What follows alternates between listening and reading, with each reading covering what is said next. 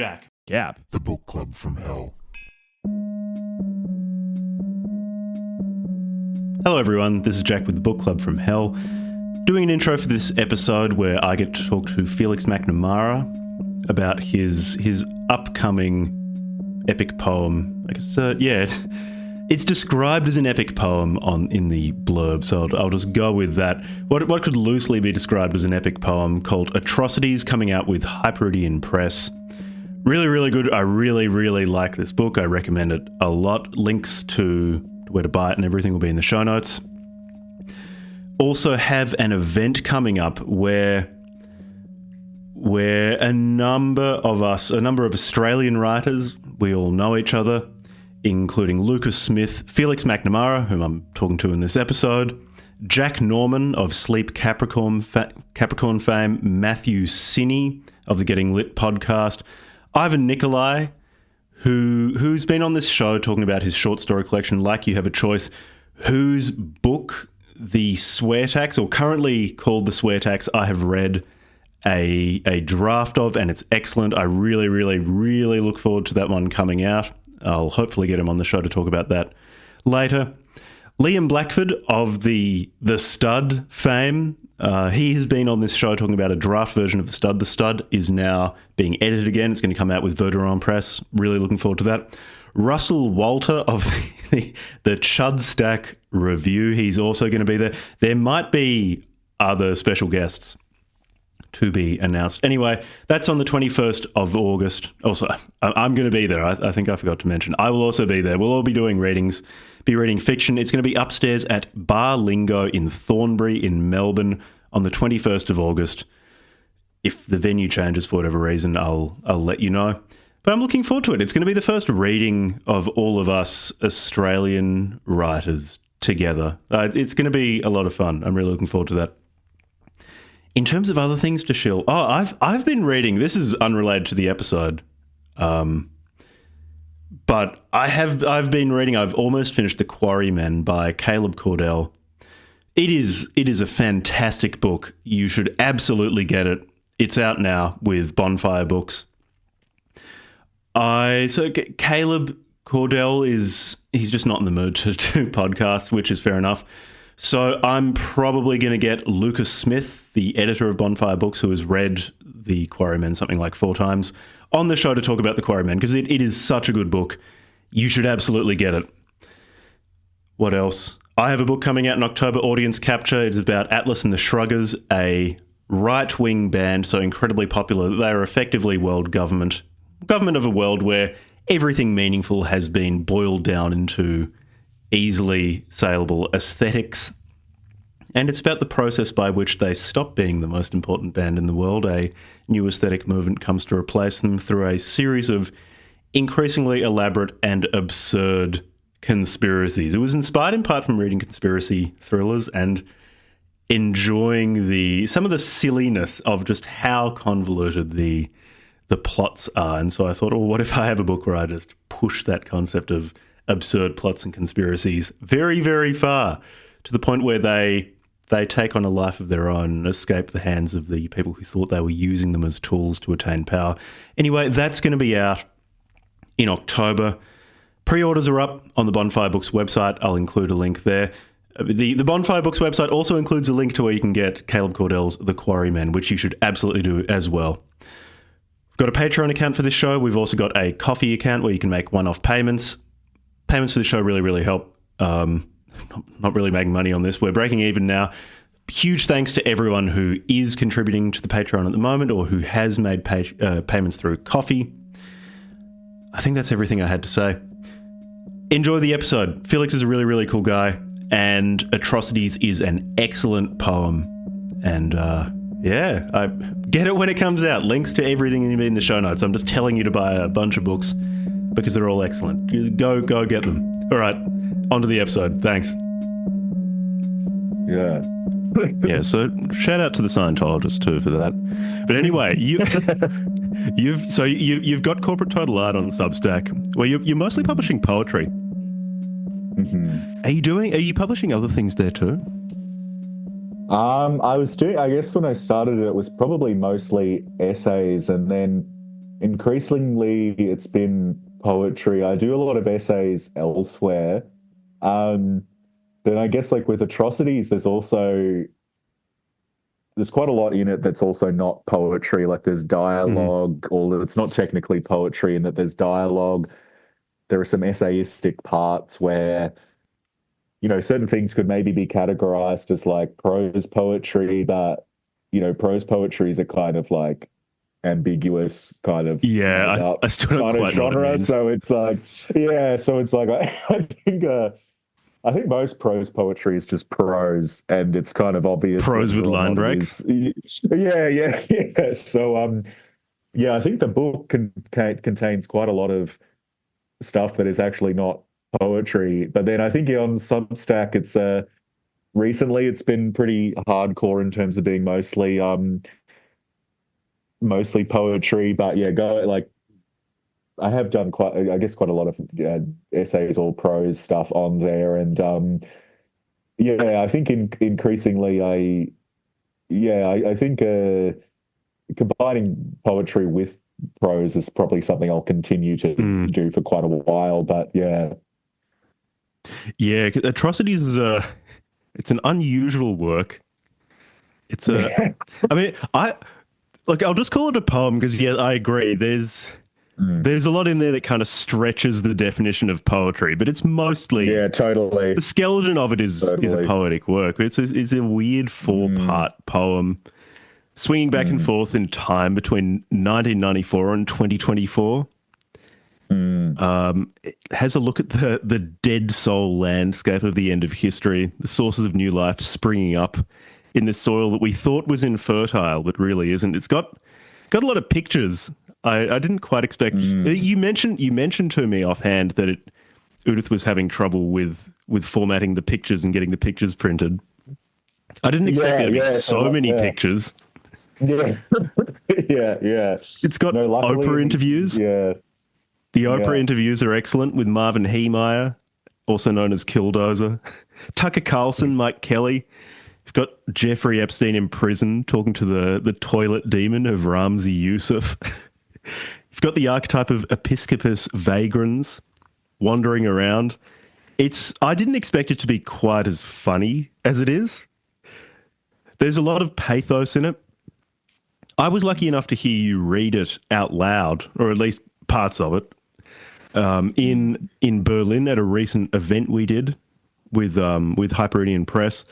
And that really changed my appreciation of it too, because I just read this in my head, mouthing the words silently as I tend to do when I read things by myself. But hearing it said out loud made me realize that it does have a lot of rhythm to it, a very pulsatile rhythm.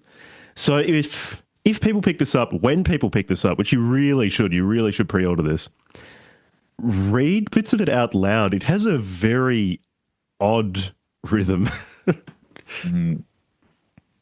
Yeah, I'm totally happy to do a little reading later on for sure. I was planning to do actually with Udith's actually Pierre shout out Pierre Verderam's original suggestion to record stuff more, like to actually record in general, but in the immediate sense for Substack. I might actually routinely like basically post a text with myself having recorded reading it out. So I'm totally happy to do that later on. But I think thinking about poetry is something that you might actually listen to rather than read is maybe also like a way to think about how it might be made more accessible this century if it actually was just listened to. Maybe that's a good path forward for it, or I don't know if it just becomes a genre of music. Maybe that's actually like a good way forward. But yeah, it could be, because there are song lyrics which are I guess they are poetry that is very much subordinated to the music. Because I think Atrocities would work as something you could listen to. It is quite dense.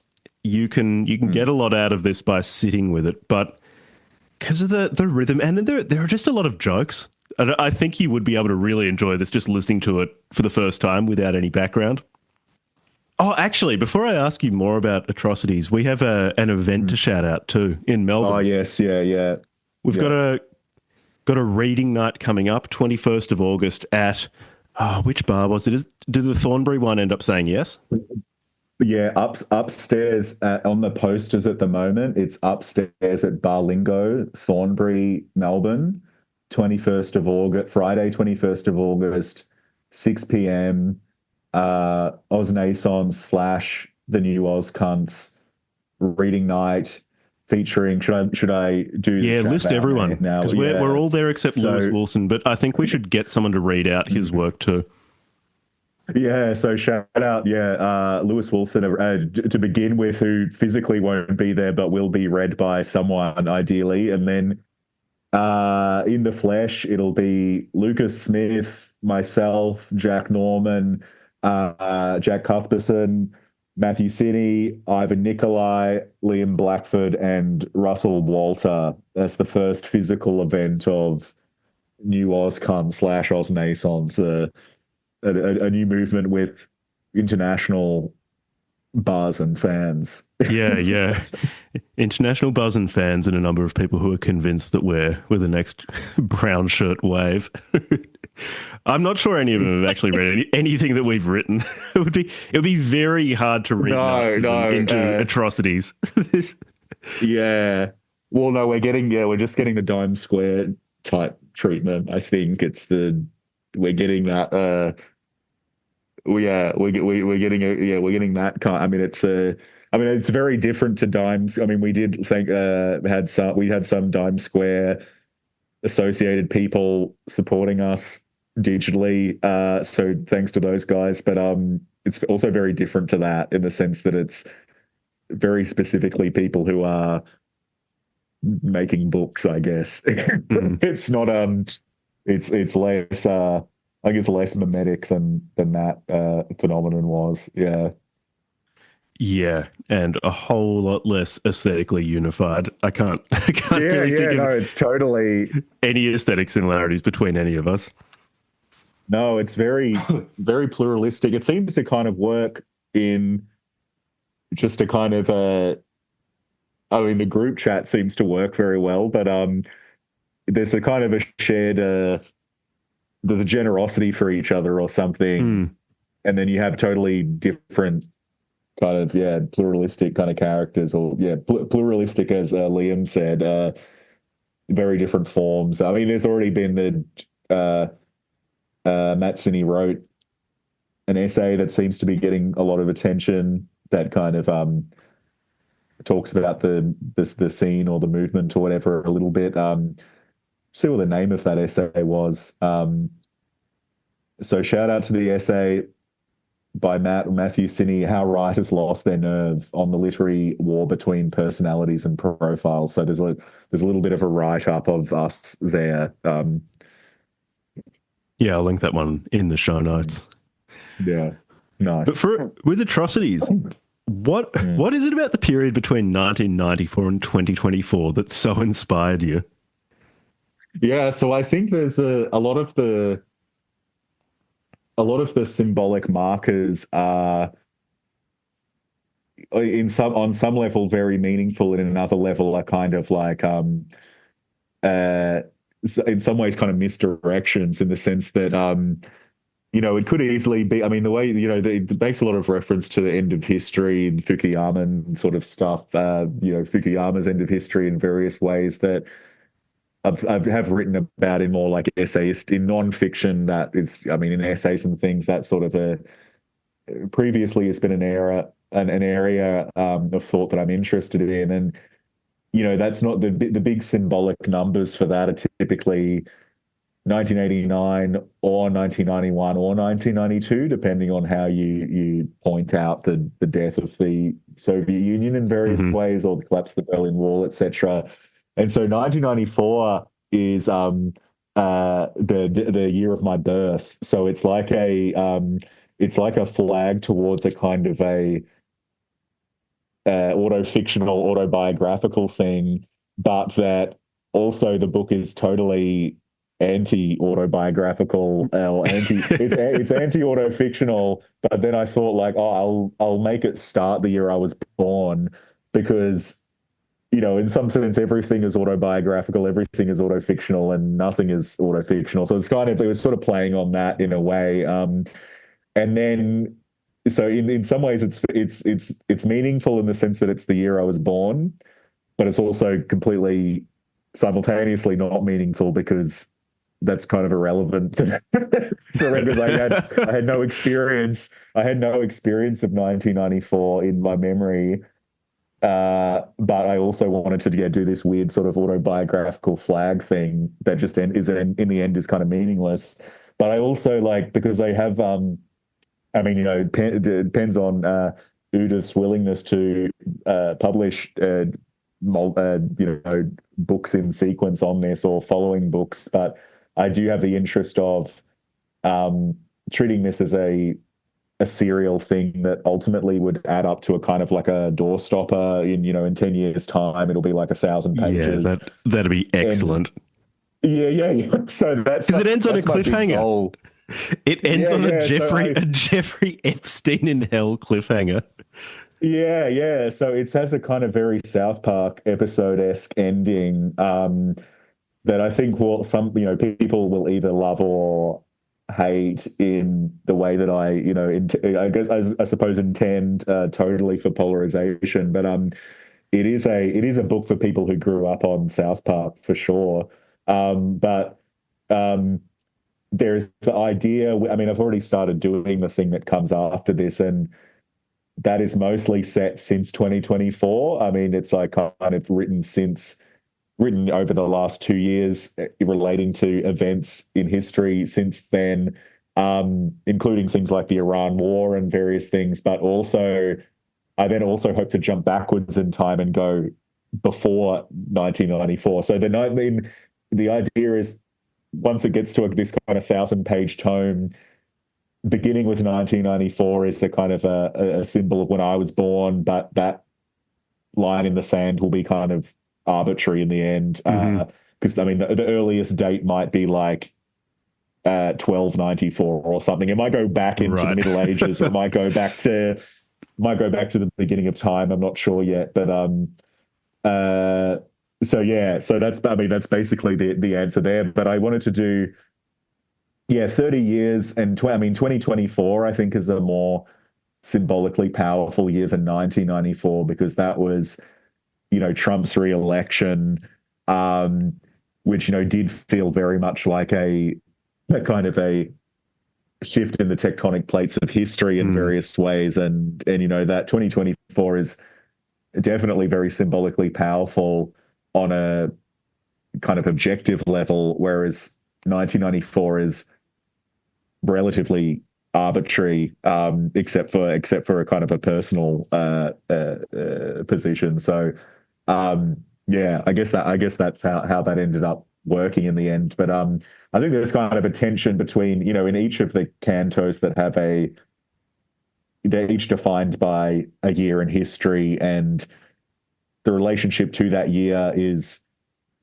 different across cantos or chapters, because there is always a I guess a literal and also symbolic relationship to that year, but sometimes it also pushes the relationship. I mean, sometimes it's like quasi arbitrary in a way, or the starting point of a particular year is a point of reference that then gets kind of exploded or set on fire or something in some way.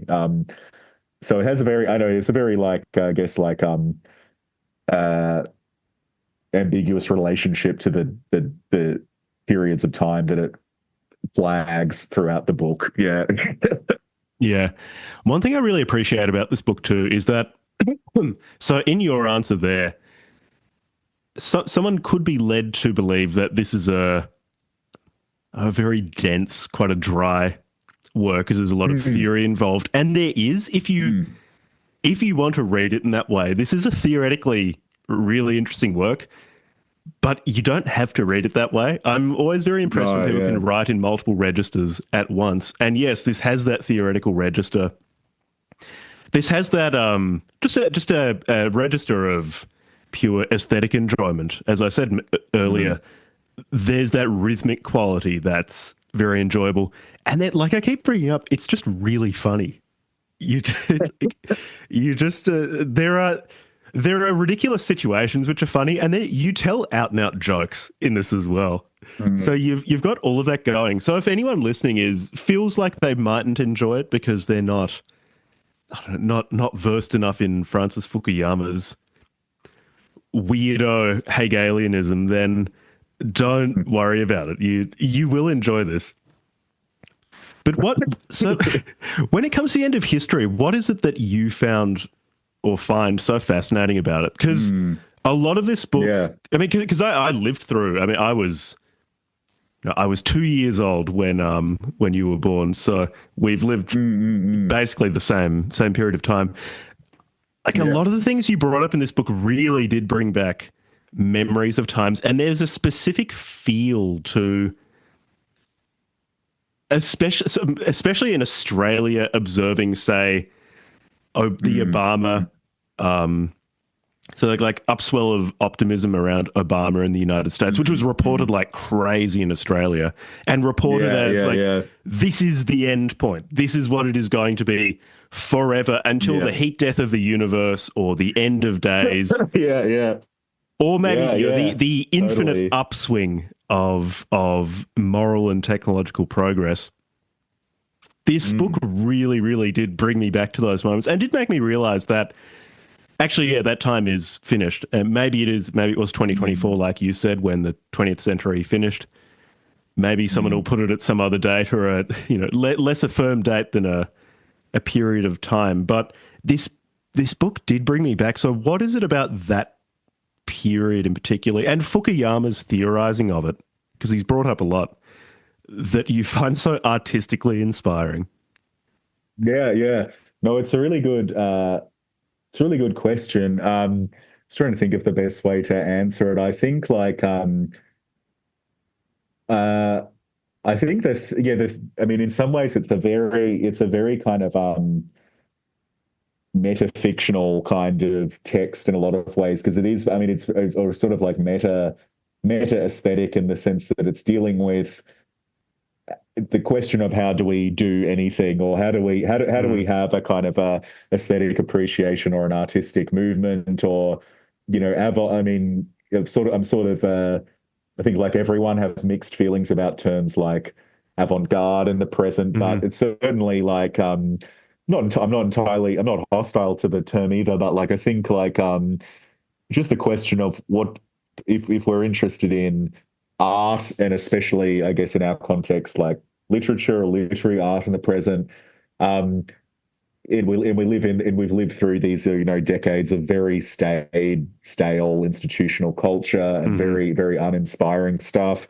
So I think like in a sort of an autobiographical way, I wasn't like in my early 20s when I started getting interested in writing and eventually like trying to publish stuff, and without having any understanding of how the kind of institutional and market landscape of any of this stuff worked, I just assumed that the typical way to go about things was to talk to a literary agent and then find a kind of a large scale publisher.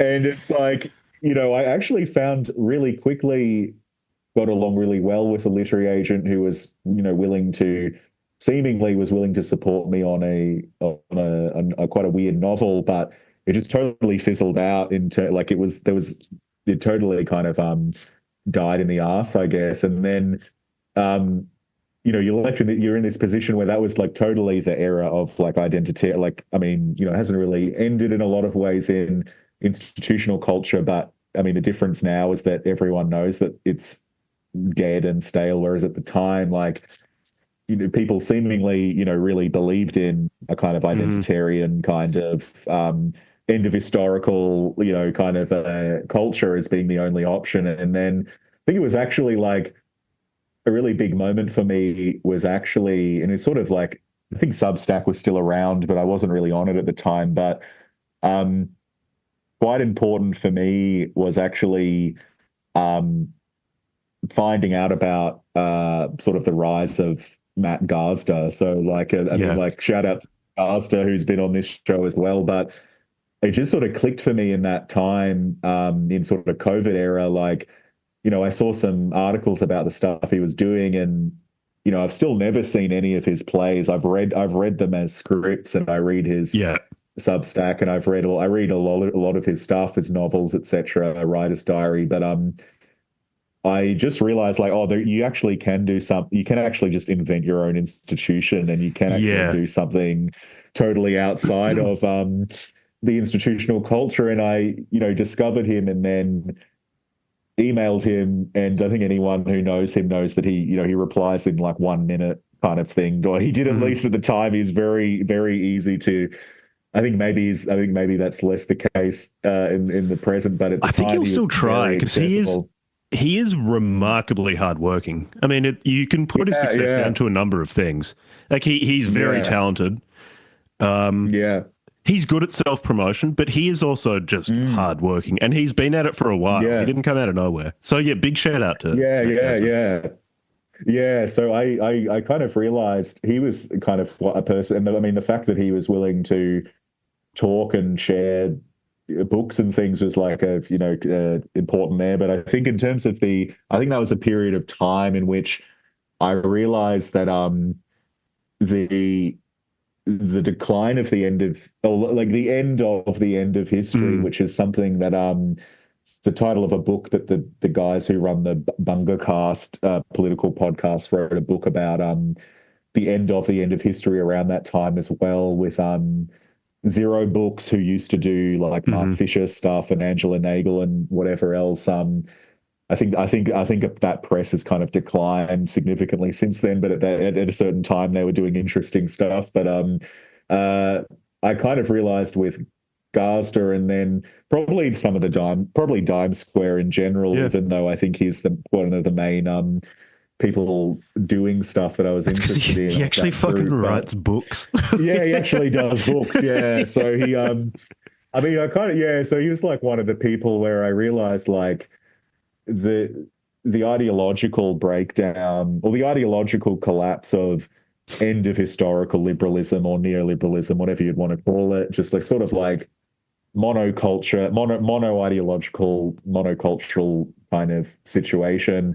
I realized that disintegration was producing things on a artistic level, that people actually were just artistically willing to do stuff totally outside of the institutions, and actually would get or outside of, you know, massive institutions, and that actually there was totally an audience for it. So like I think the Dime Square thing kind of proved that there's actually like it was a kind of late Soviet kind of samizdat kind of situation where actually everyone wants this. Like it's not like this is a ultra obscure thing. It's like it's actually like there is a popular desire for stuff that is not totally staid, institutional, corporate, whatever else, bureaucratic, whatever kind of broad term you want to speak to in terms of that stuff. But it also meant that I mean, similar to our like the Osnaissance Oscomp stuff, like it in no way means you have to have any kind of collective ideological position, because in fact, like we really don't. It's and it's like, well, actually, like everyone has totally idiosyncratic and probably in a lot of ways kind of ambiguous and not, you know, difficult to define, difficult to label kind of positions on various things. But so I think I think the end of history stuff has sort of been inflected by like living through the collapse of that era. And then, I mean, also, I mean, all kinds of, I mean, Substack was a big part of, you know, there being this huge array of, you know, interesting stuff happening that just get, you know, can kind of promote itself and, you know, gain an audience through that sort of thing. And like Hyperidean and Udith are definitely a part of that. But I've been actually fairly optimistic about the possibility of aesthetic appreciation without political strings attached in the last few years. So I think think actually like the book, like it could easily be read as very depressive or cynical or nihilistic or something, but I think it's kind of in some ways it's kind of the opposite of that. I mean, it may be both and, but I think it's also actually quite like euphoric about the possibility of stuff happening Yeah. now. Yeah. Yeah, because it's in four parts. And the first part, the mercurial borderline mood, I felt like was the most despairing. And there's Mm, this is again where the mm, humor comes in. It has this kind of angsty adolescent feel, which initially I mm, thought mm, is going to be kind of a complaining book. And I got a bit mm, because I always get a bit nervous when I read works by people whom I've met and know, and I don't really want to yeah, yeah, come back to them and say I don't like it. But then I noticed like you yeah. began to undermine it, and this complaining character started criticizing themselves, and then Yeah. that leads really nicely into the other three parts of the book, where it is much more hopeful when you bring in this character Mm, or this archetype of the Episcopus vagrans. Yeah, the book is optimistic, I felt. And not even a qualified optimism, but a real optimism about the possibility of creating art.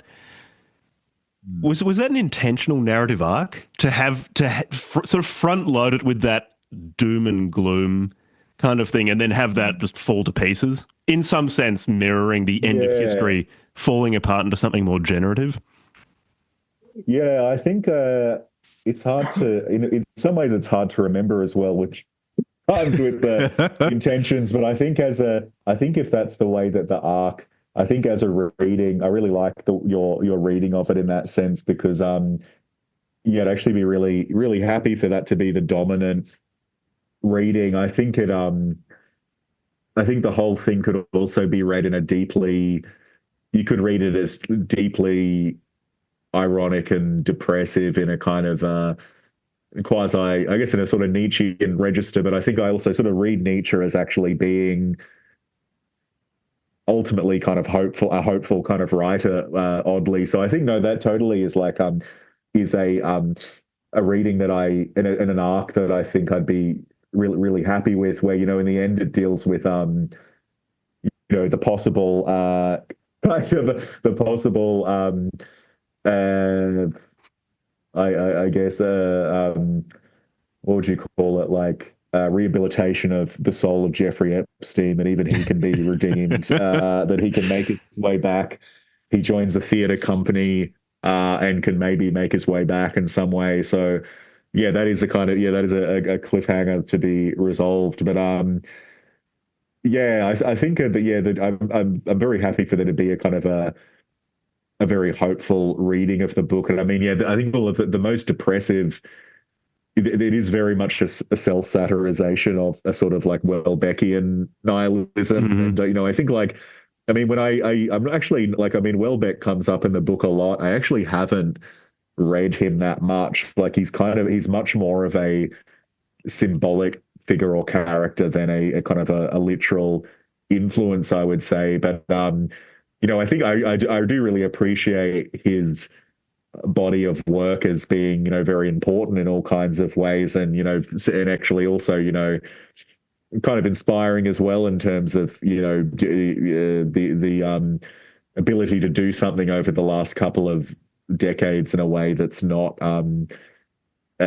what was expected of, or Hmm. there's a possibility of doing something that isn't like Ben Lerner, Ocean Vuong kind of stuff that Yeah. seemingly everyone is kind of realized is terrible anyway. But uh, I think it's actually, yeah, totally satirizing also of a kind of ultra nihilistic position. Like it's much more joyous than that kind of thing, I think, anyway. But yeah, I mean, I'm very happy for it to be like interpreted in completely opposing ways, and I mean, even apart from positive and negative responses, I think having the actual interpretation being having very kind of distinctly different interpretations is something I'd be kind of quite happy to have happen.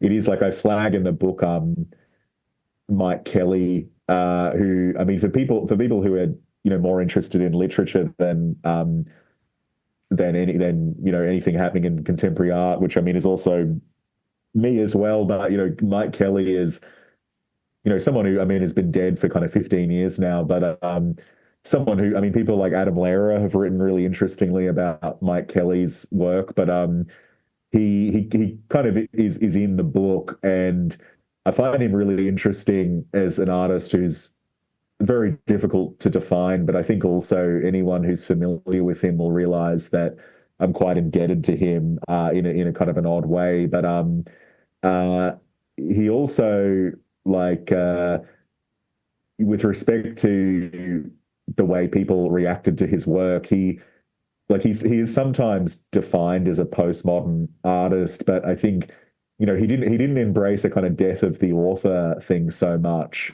or he didn't really embrace that idea, but he embraced this funny kind of playful thing of like the audience is always right, where like if the audience interprets his work in a particular way, that's basically true. And so he famously had this thing where he was doing these a lot of artworks that were interpreted as being about child abuse, and his response was like, I wasn't abused as a child, but now that's what the work is about, and now, so now I have to embrace child abuse. As the So I'm customer's totally always happy to right. yeah, I'm totally happy to have someone kind of tell me that it's about something, and I would be like, okay, sure, yeah, okay, maybe that is what it's about. So yeah.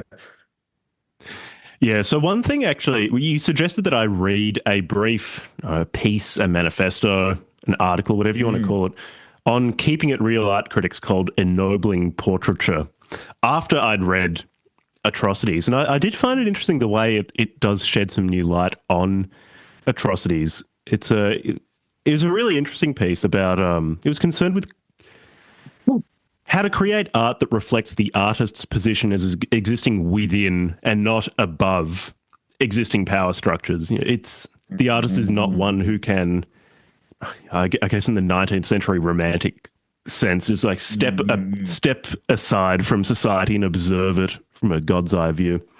But this Yeah.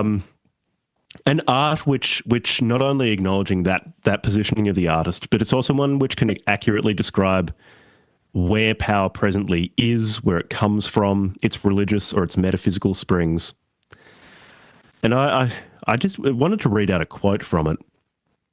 Art Mm-hmm. stands between the rulers and the ruled. It plays the fool.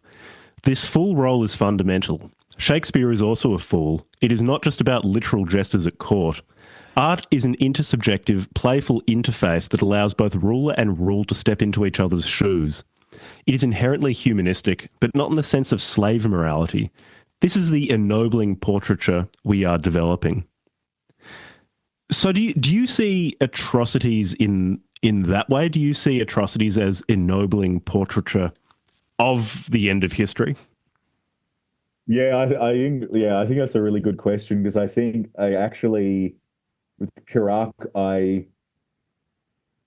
I started, so they started up on Substack, I think. I mean, their main kind of digital channels have been YouTube and Patreon and stuff for like probably for 10 years or something now. But uh their most famous or notorious instance is their film with Welbeck that he Welbeck, yeah, has because I was written flicking for through that their is stuff and I noticed the thumbnail. I was like, oh, is that yeah, these so guys? yeah, so I mean, I can't even quite explain the process of, I mean, there's all sorts of stuff written about that people can read if they want to look Just into could it. you But just mention briefly what it is for those who aren't aware of so their Welbeck essentially, video? so Karak made they're primarily, I suppose, are filmmakers, and they made basically like a kind of art house kind of porn film with Welbeck that he obviously, agreed to. He is in the film. He like agreed to get into bed with someone, but there was a big Were there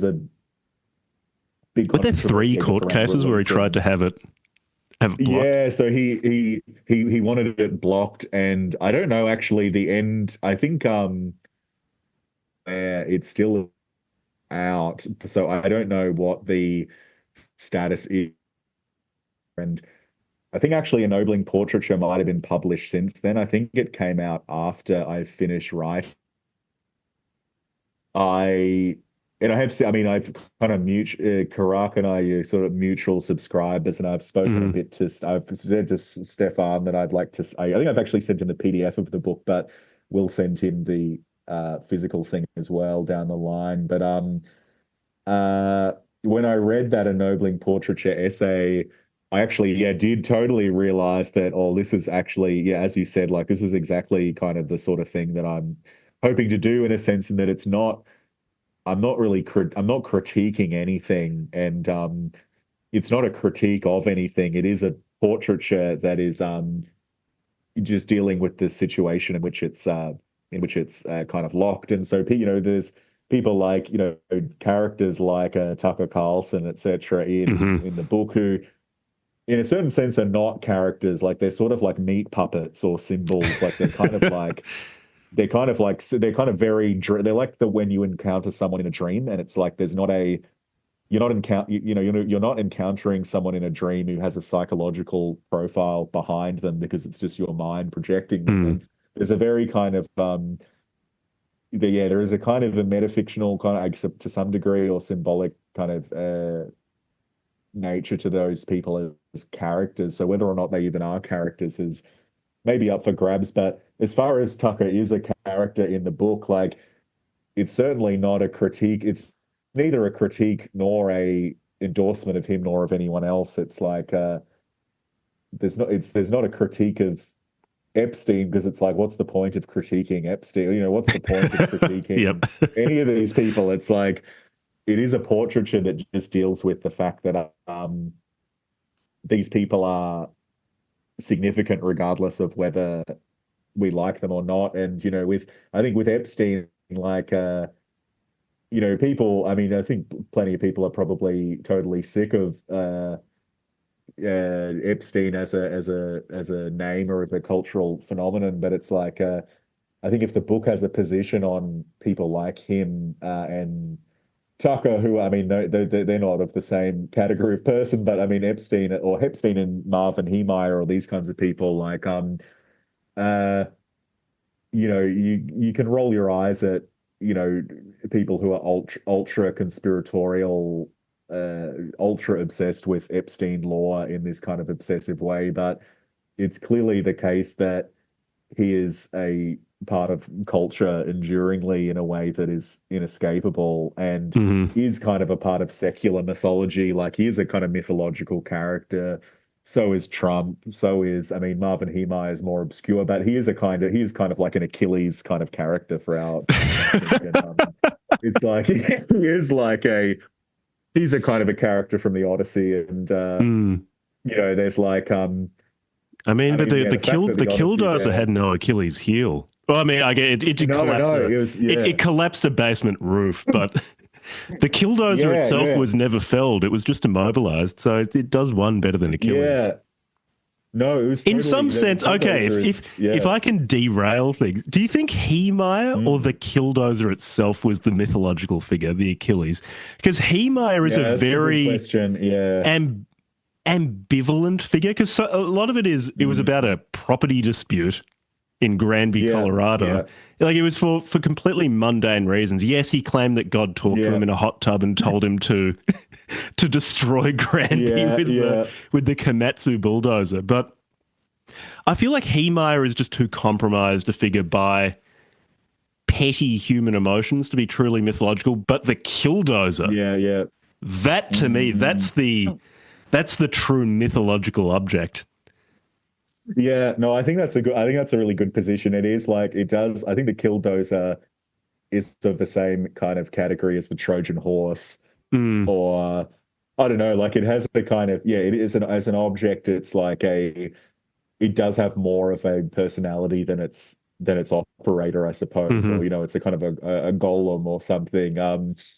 It's yeah, I think that's totally the case. And I mean, it's kind of, I mean, I guess with Ted Kaczynski is in the book as well, and I mean, he is more of a character in the sense that he had a bizarre, he has a kind of fascinating Mm, biography that we kind of know quite a lot about, and he had wrote a manifesto that we can access, but he's also like a lot of the mythology around him is also the cabin that in which Yeah. he lived, and um his ability to make bombs, and Hmm. it's like a so I think I'm totally interested in like the mythologies of our day. And I haven't seen, I think I've Ivan Niccolai, shout out Ivan Niccolai, and I will see the Odyssey in perhaps in the coming days. But the fact that an epic like a kind of a an epic poem in the most classical sense has become this like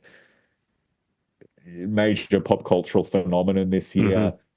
does strike me as significant parallel to things like the Iran War, which feels like a mythological battle of it feels Hmm. like a kind of that feels like an epic poem as well. It feels like an epic, at least in various ways. And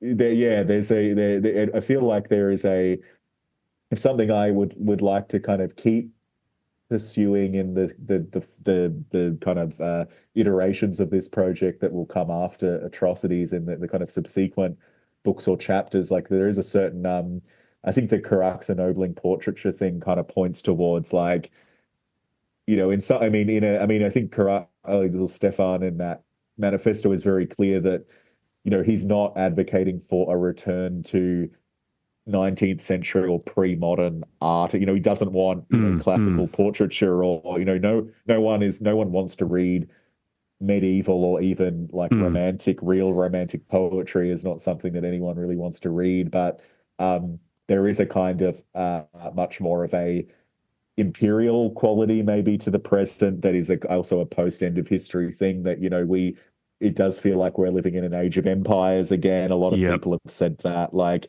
and people like Yarvin are interesting in this context as well. Like just the idea that the various kinds of monarchism, regardless of whether it's the monarchism of the Chinese Communist Party or the monarchism of uh, potentially Trump, or potentially, Zoran Mamdani as a kind of monarchical figure. Like it's totally kind of, that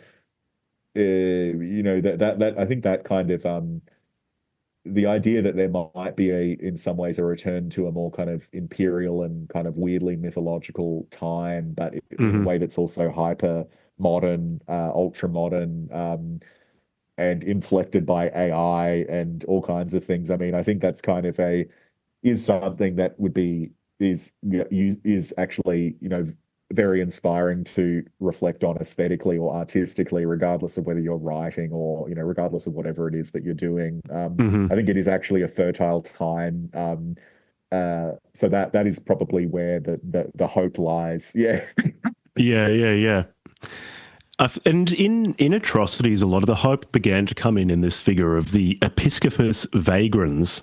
Mhm. This a role, less a character, more of a role that several different people, real life figures, Mhm. occupy.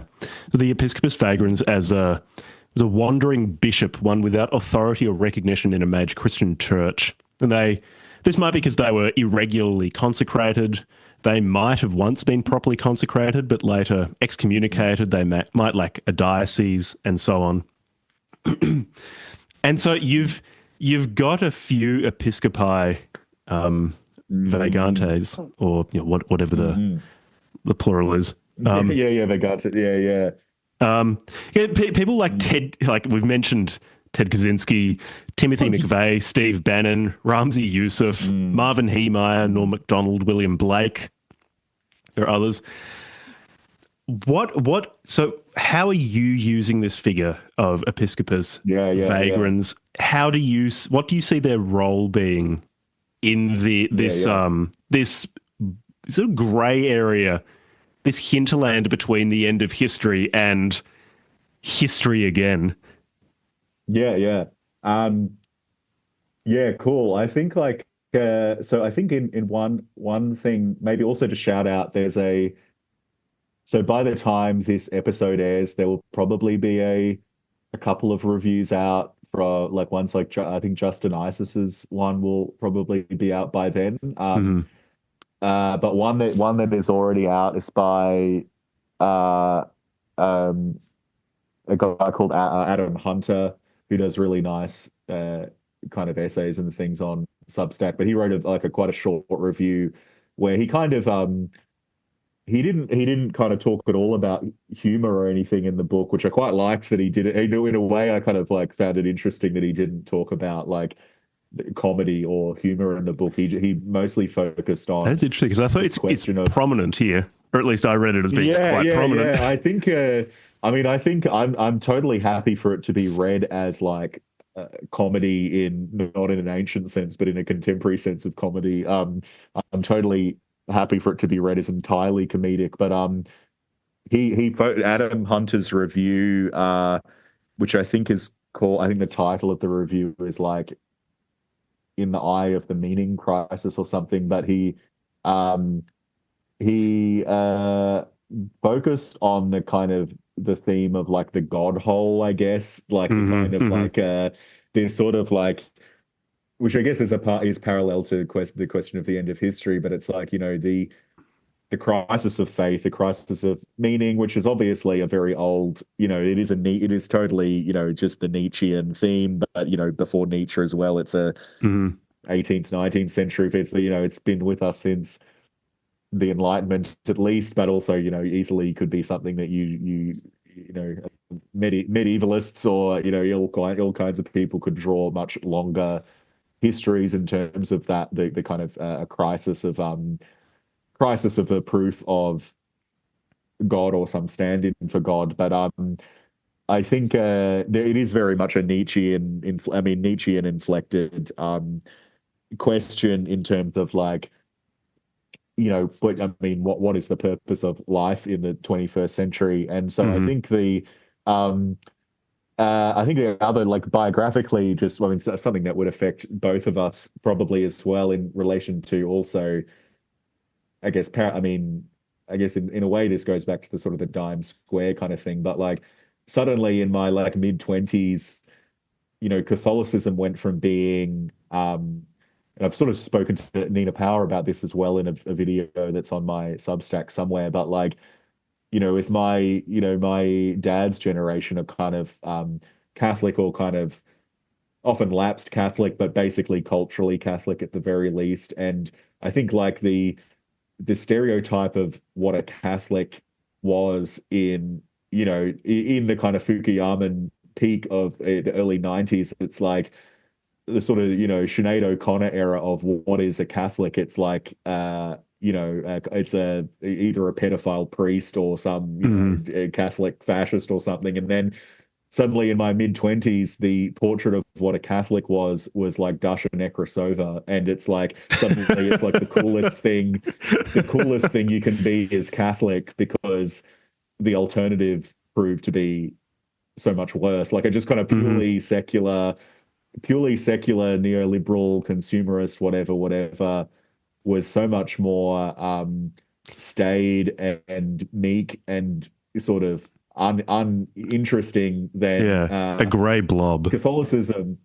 Yeah, the grey blob turned out to be so much worse than Catholicism. But like, I think also with people like Dasha, you know, Dasha and, you know, etc., that whole kind of scene are very indebted to Camille Paglia, who also rose in the 90s, also in actually, I guess, contrast to the end of history, in the sense that, I mean, in some ways, you know, she's actually very liberal and is basically, you know, a kind of I mean, not a Bernie crap, but the last time she ever weighed in on politics, she was basically endorsing Bernie Sanders, etc. But she, you know, she is not.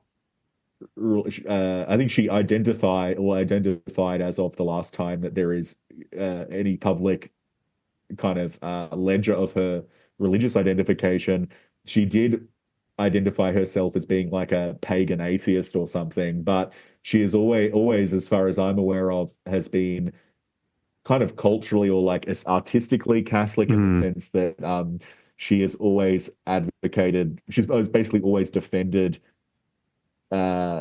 Western art history as being primarily Catholic historically, and that, you know, is, as I mean, you know, in relation to the Reformation and Counter-Reformation, you know, so much of our art was just produced by the Catholic Church for propaganda reasons or not. It was, the best stuff. Some of the best stuff we've ever done the institution was the Catholic Church historically. And Yeah. I think people saw it. I think part of the God hole question around the wandering bishop in this, 2000s, 2010s, 2020s period is like, um, uh, Catholicism has a symbolic relationship to like the lost glory of art in a way, or a lost aesthetic reality.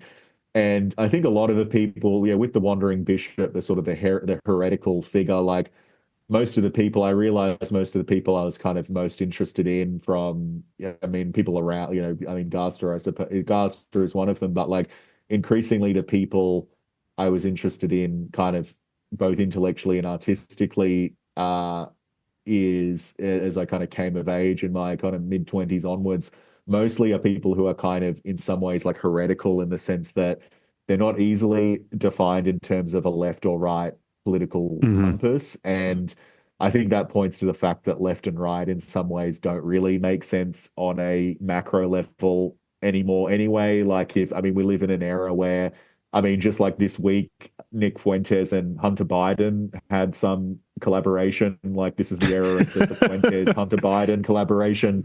Uh, Fuentes loves Stalin and he loves Xi Jinping, and then you have people on the left who are interested in kind of ethno-racial blood and Hmm. soil fascism. So it's like it's completely, we don't know, we have no idea how to define anything in a way in the present. But I think the wandering bishop thing is like it showed that like I think if there's a kind of a moral or a kind of a thesis put forward, it's like you do actually really have to I think the sort of anyone doing anything interesting artistically in the present or in the last 10 years, and I think probably into the next kind of 10, 20 years, etc., are going to feel sort of at odds with everything on offer institutionally for sure, but also probably are not going to want to label themselves in any particular Hmm. in any overly obvious way. And I think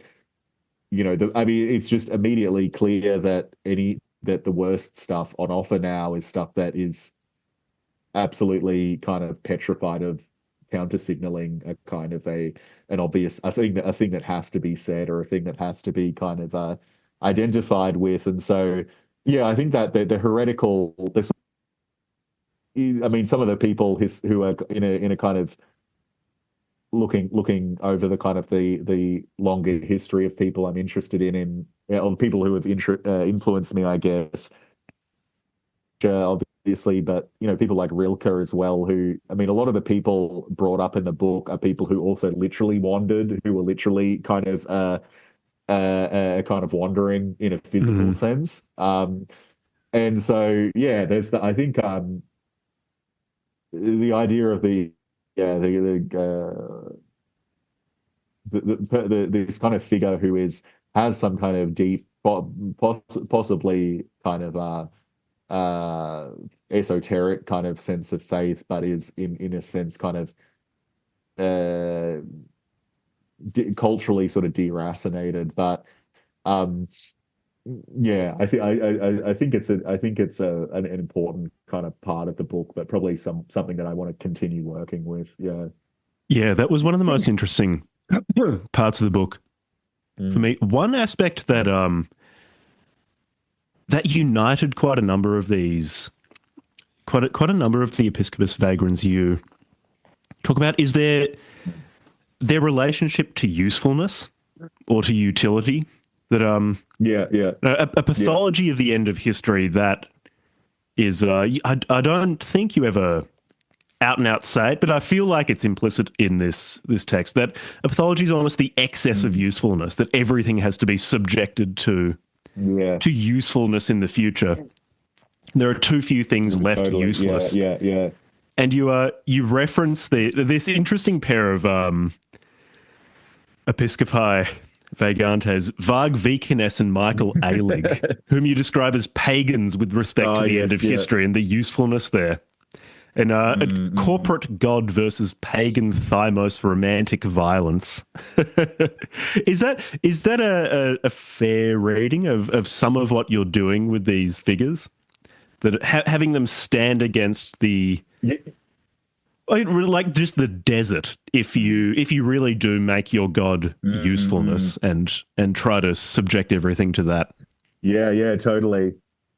Yeah, totally. I think, I mean, yeah, I was just in, um, just been in London quite recently, and the clear fact that everyone across, across the political spectrum, or anyone who like isn't an idiot or anywhere on the political spectrum, um, this question of like the political economy of, you know, I mean, a lot of parts of the Western world, but I think it's particularly pronounced probably in the UK at the moment of like, Hmm. what the fuck is it that we do now? Like, because Hmm. it's like, yeah, the question of use and usefulness, it's like, it's super depressing. And if you are artistically inclined, I think increasingly, I mean, I think the book points towards this, that if you are artistically or aesthetically inclined, you're probably increasingly going to want to check out of anything that we might call like concrete politics, because it's just going to Hmm. be so the like the kind of the god of utility is going to be very banal, but also very kind of depressing. I think Yeah. in the next kind of few decades, it probably is going to be Chinese AI for concentration camp labor. Like it's going to be something very weird that happened in a lot of parts of the world. But I think yeah, in terms of yeah, the pagan thing is also, I don't think it's necessarily a flag to Parlia, but she uses the term I mean, there's a few people I'm interested in who use the term pagan in a kind of as a kind of a loose analogy. I think Parlia's position is that the pagan thymos kind of thing, the kind of Dionysian force is something that's just a part of us, and like Yeah. I think someone like Ivan Niccolai is quite pagan in a lot of ways, in the best way possible. And Yeah. there's like a uh, it's like a force that can't be abolished entirely, Yeah. regardless of anything. But there's also like um I mean, there's other people like Dave Hickey, the art critic, who said, America is pagan because it has this like cult of the cult of consumerism in America is inherently pagan. I think that's maybe Mm. dated a little bit, just because the country's like, the heyday of consumerism is probably over in America. But I think with Varg Vikernes and Michael Allig, I find them as a pairing really funny, because like I mean, Michael Allig is this sort of like hyper liberal Mm. party boy, Party boy who murdered whatever, someone, like drag queen kind of guy, yeah, who killed someone and almost got away with it, and then but he wouldn't stop went to posting about it and prison telling people about and then this got out guy of he murdered. jail. Yeah, yeah, yeah. So it's really funny that they actually, it's not literally, this is it's not literally pointed out in the poem, but Michael Alec and Varg Vikernes are both early to mid 90s cultural figures who both famously murdered a guy. So Varg Vikernes famously murdered Euronymous, who was in Hmm. Mayhem with him, and the leads in all the. I mean, this is like total top. I mean, total surface level black metal mythology that anyone super interested in black metal just will kind of roll their eyes at as like the most obvious thing that everyone knows. But anyone who Yeah, but isn't no well versed on remotely black metal, well-adjusted human being has any time for black metal, so it's yeah, worth yeah, yeah. mentioning. Yeah, yeah. Yeah, so anyone who's not totally well versed on black metal mythology, Varg Vikernes killed a guy who he was in a band with, where the lead singer of that band originally killed themselves, and then they used the photo of him having killed himself as album cover artwork. And then Varg Vikernes was, I mean, is kind of often kind of labeled as a neo-Nazi, but he identifies as an Odinist and is hardcore anti-Christian, believes in Viking religion or Yeah, mythology, like he burned and down a actually number of has stave actually, churches in Norway. yeah, burnt churches, and also wanted. I mean, the funny thing with him is he is very much a horseshoeish figure, because you just change the country and most of what he says is left wing, because it's all about indigeneity against Yeah. globalization and against Christendom, the globalization of Christendom and the globalization of capitalism. So he's a total far right, far left kind of horseshoe character. But yeah, he killed someone, and then he also famously in court smiled at the camera when he got his like 20-year murder sentence. Yeah, because he knew he'd just be Killing playing this guy. He's like a PS3 in a very cushy Norwegian prison. yeah. They let him, Norwegian prison let him have synthesizers to make albums and stuff. Like, Yeah, it was a his total dungeon bullshit synth thing. stuff. But then yeah. But then they like the weird the symbolic relations to Michael Allig are he also killed a guy, but he also so there's a line I think like just from memory like about McDonald's in the poem, and basically like Varg Vikernes tried to attack McDonald's with a gun, and as like a globalization against Norwegian Viking culture or whatever. But Michael Allig would like the club kids that people like Chloe Sevigny, etc., were associated with. They would have like parties at McDonald's and stuff in Manhattan in like night because in 1993 or something. And there's then a like fairly bad movie with Macaulay Culkin playing Michael Allig in like 2001 or something, which was like Macaulay Culkin's attempt to pivot into kind of art house or kind of Harmony Korine-esque kind of movies before I think he like just gave up. But yeah, the pagan thing I think I'll probably continue to think about in terms of if that means anything in the present, what does it mean? Uh, as opposed to what what does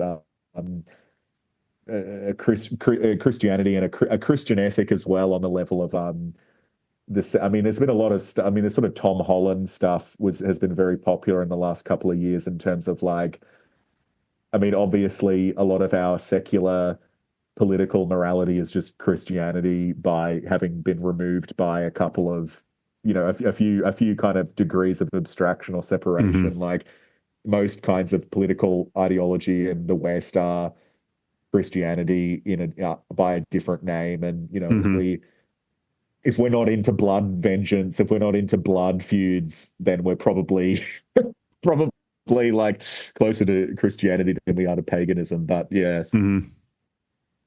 With respect to the end of history as well, or just being subject to utility, with the pagans, to an extent, you shall know them by their fruits, because Michael Allig didn't end up well. But Varg Vikernes, if you look at what he's up to now, he's recording videos like Lego stop motion animations describing his latest Mifurog module, that is his tabletop role playing game. While you can hear his wife and million children laughing in the background in their compound in rural France, he's actually done okay for himself. Yeah. And he crazily, I think I mean, also for anyone listening who doesn't know, I mean, his actual band, which is just him doing every instrument on like a shitty 4-track, is Burzum or Burzum.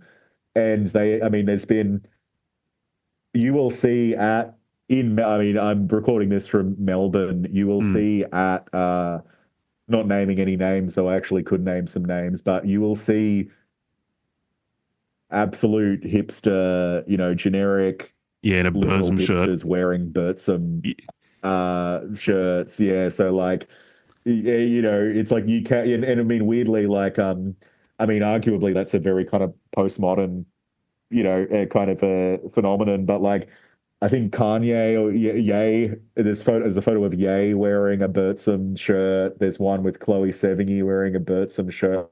Like it became a kind of, and actually another funny reference is, the first feature film that the Safdie brothers did about called Heaven Knows Why or Heaven Knows What or something is about like homeless kind of 20-year-olds in homeless hot 20-year-olds in Manhattan.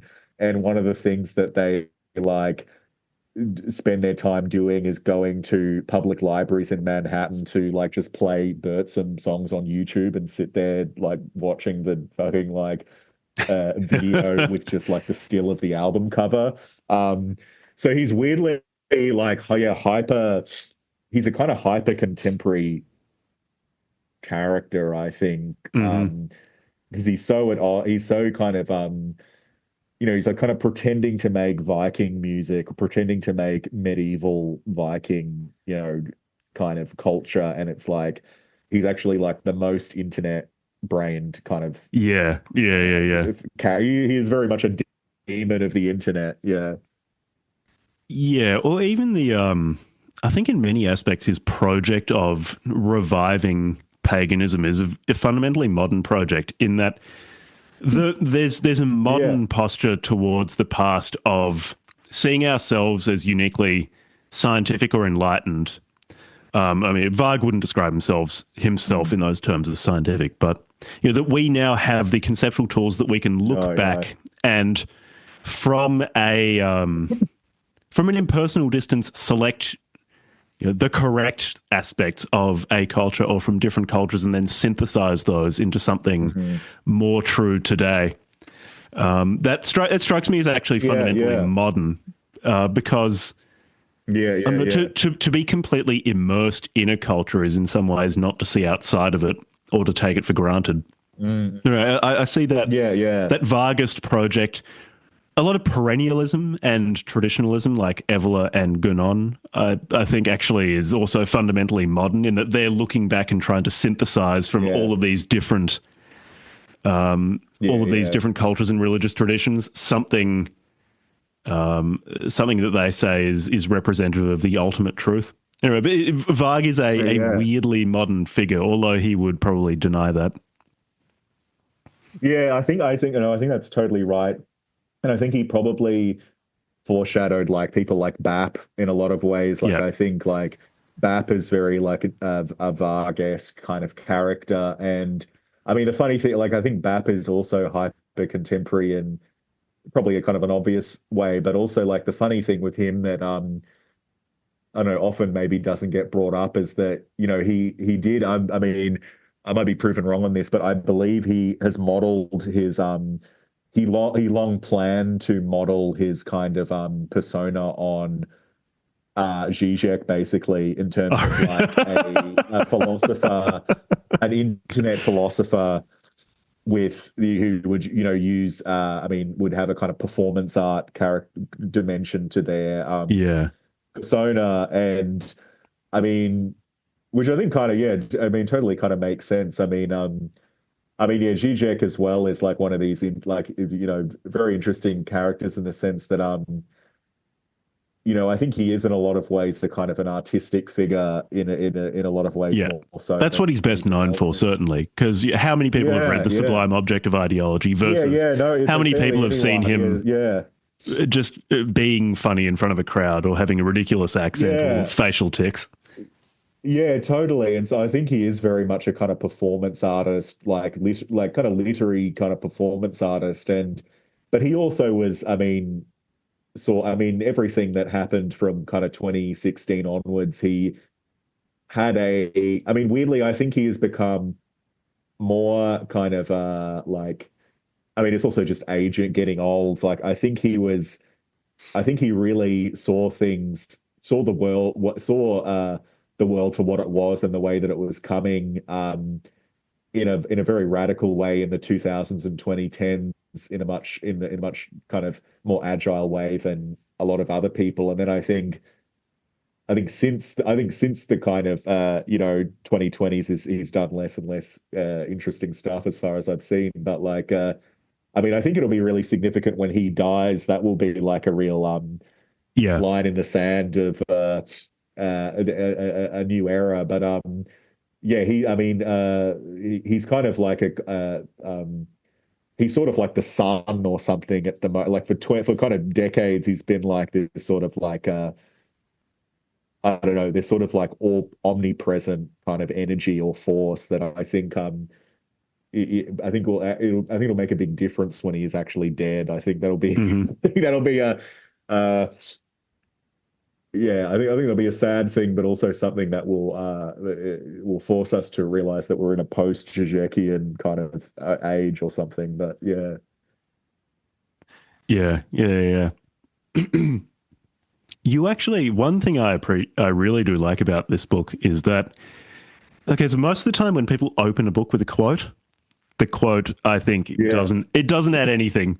You open this book with a quote from the yeah, internet's yeah, favorite totally. philosopher, Nietzsche, which actually really helps the book. It really, really does. It actually adds something, which is rare. I'll quote it in full because it says a lot Yeah. about what I think you're trying to do with Atrocities and hopefully subsequent books in the Mm. Atrocities tome. Religious Yeah, wars. yeah, yeah. The greatest progress of the masses up till now has been the religious war, for it proves that the mass has begun to treat concepts with respect.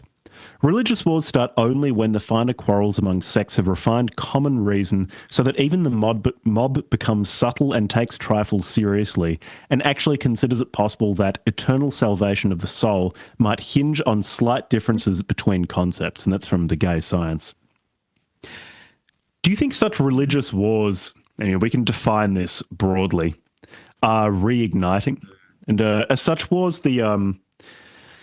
are they the precondition or maybe or a necessary adjunct to a world of deeper meaning and art? Yeah, yeah. I think that's a really good, yeah, I think that's super interesting.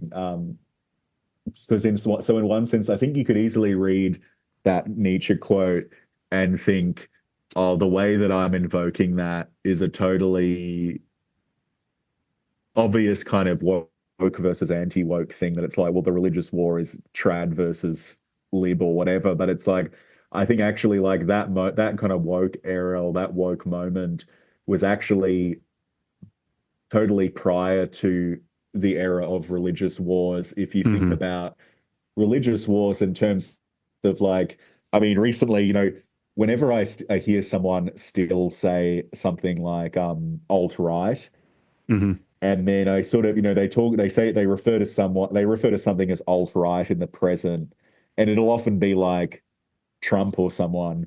And it's like, well, if you have any level of internet literacy, you know that the alt-right hasn't existed for years, and that since the death of the alt-right, the religious wars have really been, I mean, it's like the religious factions are people like the Groyper versus MAGA, Groypers versus Hmm. MAGA, and the Groypers, fucking hate Trump and JD Vance. They hate MAGA. There is, I mean, that kind of level of, I think the splintering. I think we are seeing lots of. I think there's a lot of splintering, or really, yeah. I mean, not necessarily, not in a kind of an exponential way, but there is. I mean, just like I mean, it's reflected in mainstream politics on the level of just having like five political parties instead of two, and not having a kind of a duopoly anymore, and almost anywhere. But I think that fracturing, that ideological fracturing, where there actually is not anything like a coherent woke or a coherent anti-woke, because both of Mm. those things are divided. I mean, the whole, I mean, Israel, Palestine, Iran, I mean, the literal religious wars are Hmm. producing religious wars in domestic politics all over the place. But then I think where all of that ultimately in relation to, I think in terms of when we're thinking about art and aesthetics, I think pro versus anti-Israel, or it is, the worst way to think about an artistic movement. But I think in a weird parallel way, there is a reflection in artistic movements now where we have. I wouldn't say that they're not religious wars in the kind of more political or cultural sense, but I think the proliferation of kind of movements is actually a really positive thing. So like, we mentioned like Dime Square, which I think was not a movement in any real sense, but like I think having things like the neo decadence is actually a very good sign. Like I think that's a really Mm. positive. I mean, really like that as a kind of an approach to art in the present. But what we're trying to do with the Oz Naissance New Oz Cunts is probably an example of that as well. A rise of a lot of these small presses that kind of Hmm. function simultaneously as a kind of small art aesthetic movement, I think is really good. And I think the fact that there are these kind of Substack subcultures of, I mean, like the New Ritual Press Hmm. is something that has a kind of distinct collective aesthetic, Yeah. um, Should shout out which I Bonfire think is Books quite actually, cool. because Yeah, short out Jack Bonfire too. Norman Sleep Yes. Capricorn out with them is great. I've been reading The Quarryman by Caleb Yeah. Cordell out with Bonfire, and that book is unreal. It is so good. People listening should get it, pre-order Atrocities, and buy The Quarryman by Caleb Cordell. It is so good, just so good. But anyway, yeah, I want to jump in with the shill. Yeah. No, totally. Yeah, no bonfire. No, totally.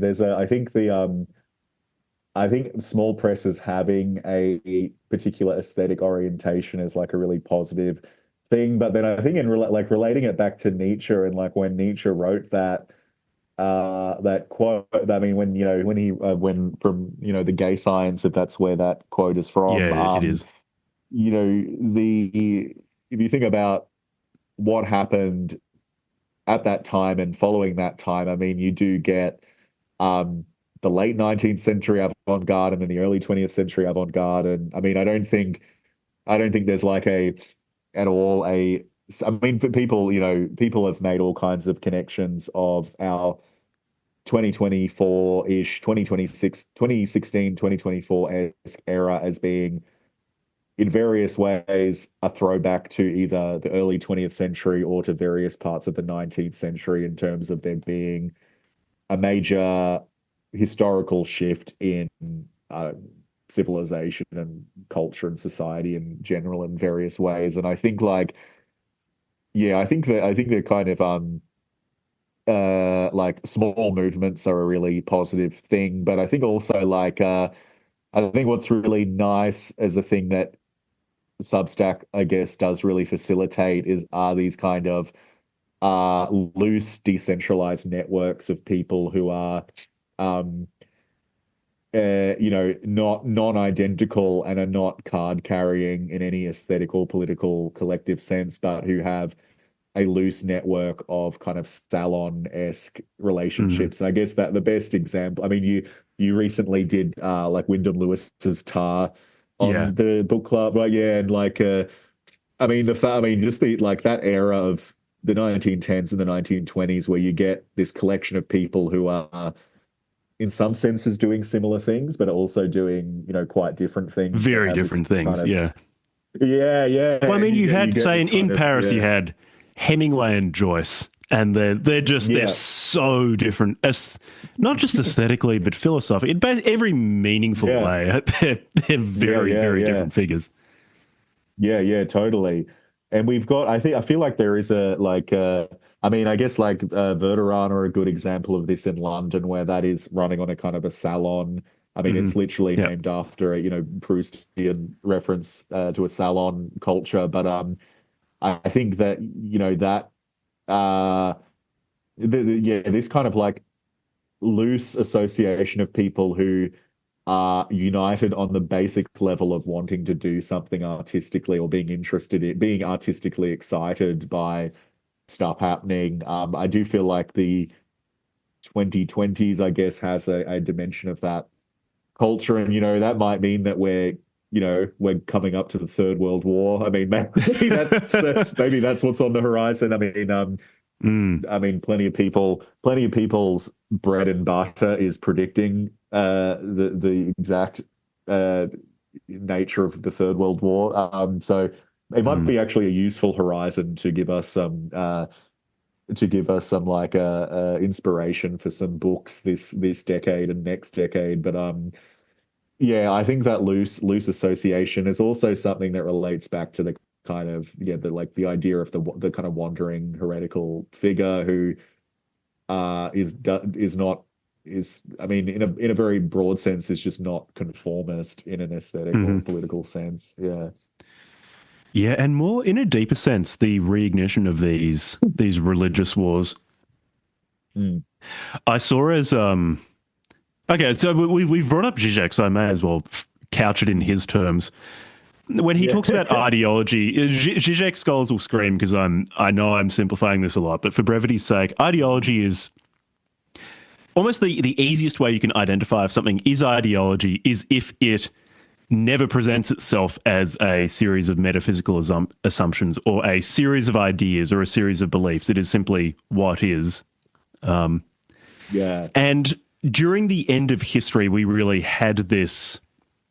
We had a particular form of ideology of, say, socially progressive, economically capitalist, that politically democratic, that is now being asked to justify itself. So part of our end of history is that is no longer this totalizing ideology, at least in the West. It is now a system of beliefs, a very, very dominant one, but it is one that is asked to justify itself at times.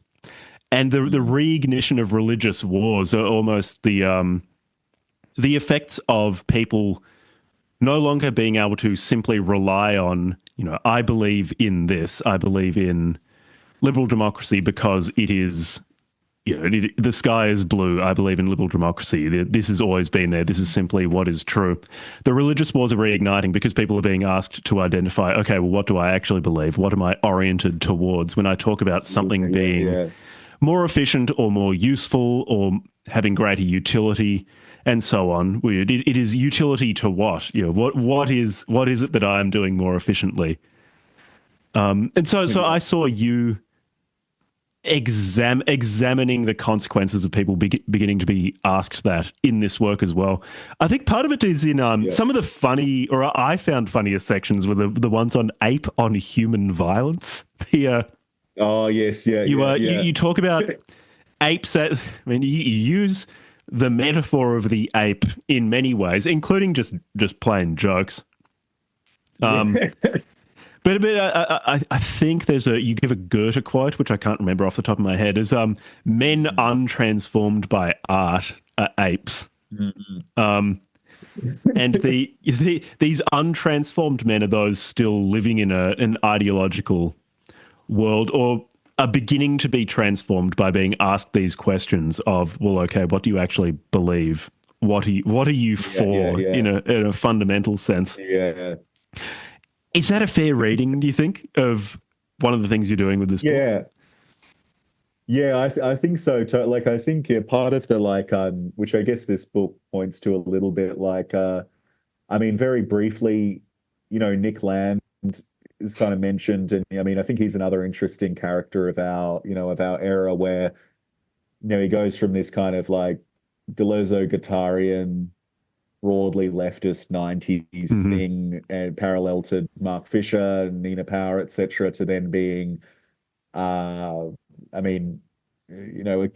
associated with this, dark enlightenment, etc. stuff. I mean, there is this like the most basic kind of Wikipedia grade summary of his life is that he went from left to right, where I think I think it's kind of I mean, maybe on some level is true, but is also a kind of kind of banal simplification. But I think he is. I mean, he points out, like, with respect to capitalism and various people who are kind of theorists of either capitalism or artificial intelligence or both. they do kind of point out on a basic level, to really be progressive surely does just mean to be a total AI capitalist Hmm. Palantir person. Like if you really believe in progress at all costs, why not do kind of transhumanism, total deregulation of everything? And I mean, people have started to point out that there are, sort of radical transgender groups who cite Nick Land in a kind of transhumanist kind Yeah, of yeah, like the sense or register. Yeah, xenofeminists. I yeah, don't know if they're quoting Land, but I suspect at least with earlier Land when he's not you're directly quoting Curtis Yarvin, they'd probably find a yeah, lot to like yeah. there.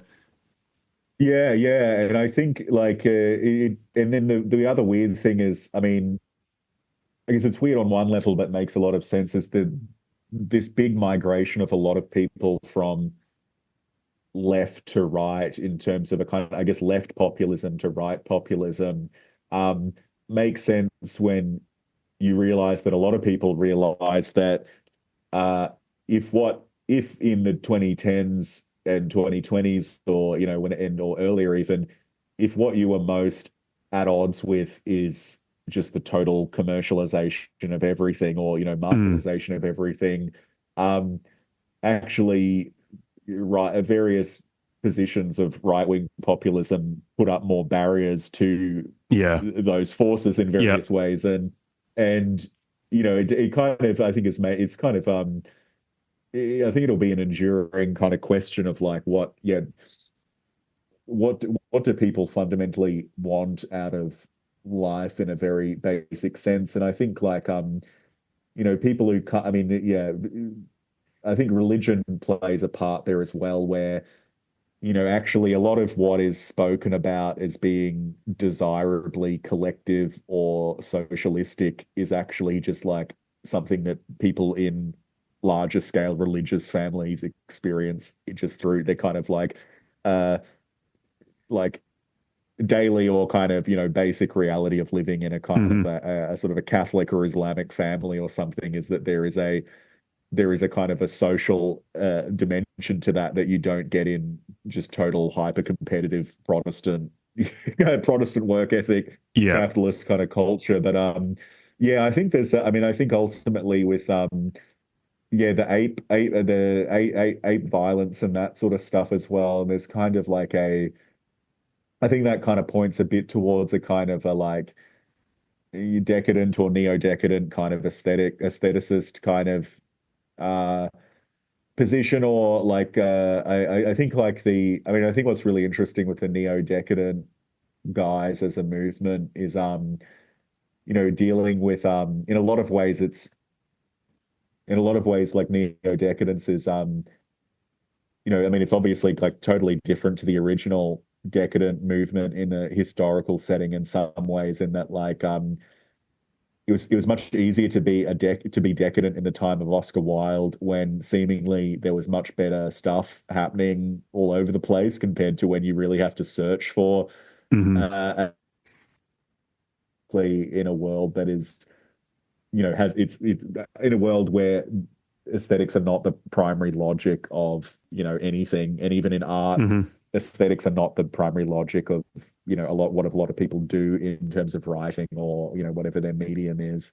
um but yeah, I think that's a very open-ended part of the book, probably. Yeah. Hmm.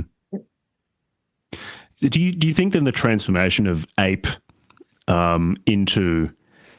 into man, or even into Episcopus vagrants, Mm. is that the movement from living without history to returning to history? Mm. Yeah, I think yeah, I'm trying to remember all of the parts of that one, is of that Yeah, section as I well. might But have like, read I this think no, much no, more that's recently than you. yeah, but yeah, it's possible because David Lynch is in that section as well, and I think he is also on a certain level is a good kind of spiritual, I guess, spirit animal in a certain degree for the book. Not so much, not formally or stylistically, because I mean, I mean, it's fairly, maybe on some level there is some formal similarities, but I think that's like not an obvious kind of influence. But as I think he fits into that kind of character and that kind of the sort of heretical character in various ways. I think he is very much fits into that. But I think, yeah, in terms of the return of history there, I think ultimately the ideal would be then if the end of history resulted in a kind of like flattening of culture in a way, and a kind of like kind of I guess uh, fizzling out in a lot of ways of culture, that the return of history, even if I mean, it may be that the return of history politically, economically, morally, whatever, is like way worse than the 90s or 2000s in terms of wars and whatever else, pogroms, whatever, but that the upside might be that there are artistic movements in the same way that you get, no one wants to fight in the trenches in World War I, but you do get Wyndham Lewis's Tar coming out of the trenches. So Yeah. there's that kind of question, or no one wants to fight in the Trojan War for this like fucking one woman, but you Hmm. get a good poem out of it. So it's like there's that kind of philosophy. Um, I guess there's that kind of like, maybe history has to be kind Mm. of more brutal and atrocious. Maybe there do have to be atrocities in order for there to be great artworks, or there's that kind of dimension to that. Where I guess, I mean, it would make sense, I suppose, that a totally kind of bubble wrapped existence would not produce much by way of culture. And actually, Fukuyama, like, I think the most interesting thing about Fukuyama is I think his book, or his essay and his book, are often read in their original, in their late 80s, early 90s setting. They're read as being triumphant, kind of liberal democratic, kind of like Mm. Christopher Hitchens-esque kind of triumphalism. But actually, there is a kind of a real pathos to his Mm. writing then, that is like, well, how does I mean, how does a culture exist within this kind of weird sort of like hyper potentially hyper functional, but also hyper bureaucratic and kind of sanitized reality. So I think I think there is a kind of a like a if there is a kind of a manic depressive quality to the book, the depressive side is like, I mean, yeah, there may be, kind of we may be entering a century of war and all kinds of all kinds of terrible thing, of economic decline, um, down inward on endless downward mobility, whatever. But that maybe simultaneously there'll be a kind of the manic side of that will be uh, the rise of various kinds of art forms or works of art that will be really interesting, I guess. Yeah. And in that context, because obviously the idea of art comes up a lot in this book. Mm. I mean, obviously for listeners, because we keep talking about it. You define, if not define art itself, then you define things it does in a few different places here. So one such definition, I think quite near the beginning, Mike Kelly is talking about art as something that doesn't serve the purposes of entertaining the masses.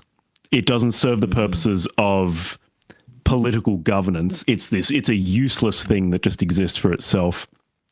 Yeah, Elsewhere, yeah. I think it's Kelly again. He's saying that art takes existing conceptual categories and then plays around with them. It might remove them. It might let you slip between them. And so I don't know, it makes clear, to torture a metaphor, that the map and the territory Mm. aren't the same. Do you feel like art is Well, totally, yeah. it's the same? Is it the same thing in all times? Is it the same thing, say, in the end of history and anaesthetized time? Is it the same thing and doing the same things after that, say in the trenches or in the World War Yeah, III yeah, yeah. anti-drone tunnels? the tunnel warfare of drone time. Yeah. Is it the same thing? Yeah. Is it doing the same thing in all of those times? Yeah, no, that's a super interesting uh question, because I think like with that Mike Kelly excerpt comes across as quite a kind of decadent, kind of autonomous kind of position of, I guess the autonomy of art as a kind of a position. I think he's interesting as an art, as I guess that you'd either call him like I mean, sometimes he's referred to as a conceptual or post-conceptual artist, and sometimes because he's from the late 20th century. Sometimes he's kind of on the cusp of the different, like, modern versus contemporary art, I guess, in a way. But what's interesting with him is he's really good at, well, he killed himself, but like when he was alive, he was very good at talking about his own work in an interesting way that, most artists are kind of not. And he spoke about his own work in a very interesting way, and that included, in a very accessible way, talking about the various philosophies that he was offered at art school in relation to how to approach art. And then he basically kind of, in a way, worked between multiple, I guess, philosophical approaches to art at different times, or tried to combine them. And I think, like, in one sense, I probably, in one way, am quite influenced by a kind of a Hegelian philosophy of art, in the sense of art being something that's conscious of its place in time, and it deals with where it's come from and where it's going to, and that sort of thing. So being very kind of uh, having a kind of consciousness of historical lineage in a very explicit way is probably kind of quite Hegelian. And like, I'm quite interested in like neoteric poetry, or like, Catalyst and the Catalyst as invectives and that sort of thing. Is I find like you read this Roman poetry from like the first century BC, and you feel like you're reading someone on Substack in like 2026, and you get that feeling with Nietzsche as well. So I think, in a sense, I do Definitely. think there is a real, I think Yeah, I absolutely. think I there hadn't thought of actually that, is but a yes, yeah. yeah. I think there is a real, I think there is a continuity of the essence of a thing that is art that occurs more or less throughout history, seemingly. But from the Hegelian perspective, what is different is that at each point in history, people are aware of their place in history, and they're aware of what came before, and they're aware of, working in dialogue to some degree with that. And I think we're at an interesting period now in the 21st century where, it's kind of clear that postmodernism is a thing that is behind us, but we don't really know how far behind us it was, or we don't know to what degree. I mean, you've been on like the podcast, like Cracks and Yeah, yeah, Postmodernity. I Like, like it's that one a like, lot. Stephen Adebato. Shout out to him. yeah, yeah, sure, yeah. So we're clearly in a period that is after that, but also, there isn't a there isn't a label for what we're in, which I think is probably good in a lot of ways. I mean, there have been these various labels like meta modern and this kind of stuff, and that, I mean, doesn't really seems useful to a degree, but also not particularly useful beyond. I mean, just hasn't kind of taken off, so therefore it's not particularly useful. But yeah, I do think there is an attempt to, in this book, to hit on some. I mean, there's two things I think in terms of the kind of aesthetic philosophy, and one is probably trying to tap into the universal question of what art is in an as like transhistorical universal way as possible. And then the other one is dealing with the fact that we are in this period of time, and we are in a particular period of time that is not the same. The There we go. You yeah, is that all in terms of?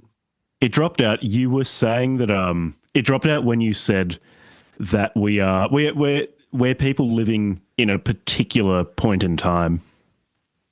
Oh yes, okay, yeah, no, I think it's this kind of dual thing of like, to what degree is art universal, and then to what degree is it particular to what degree is it kind of grounded in a particular point in time? So, and I think there's another, I mean, some people who've haven't put out their full review yet, but who have kind of written bits of things on the book, like JLG Noga on Substack, shout out to him. But, you know, he's one of these people who's brought up, as a few people have, the kind of theme of like high versus low culture in this book, which is like kind of interests me in the sense that, like, in one sense, I think it is clear that there is a high culture and a low culture, and that there is a difference between a good novel and a kind of mediocre Instagram reel or something.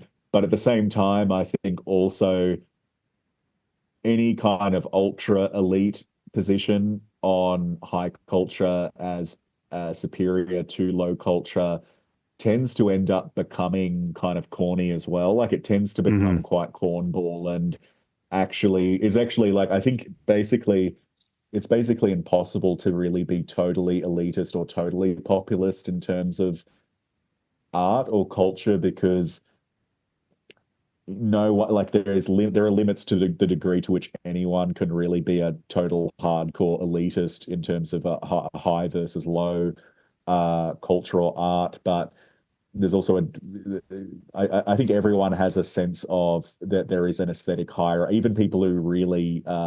Even people who only consume Disney or something have some level of like concept of an aesthetic hierarchy. And then there isn't anyone who solely consumes or appreciates opera and nothing else. And so I think this is a period of time as well where, you know, where the institutions are kind of breaking down, and so-called high cultural institutions like the gallery system, museum system, and then publishers and magazines, etc., they're all buckling under the pressure of, I guess, reality in general. And they've all become very corny long ago. Like the institutions of high culture have become very cornball and kind of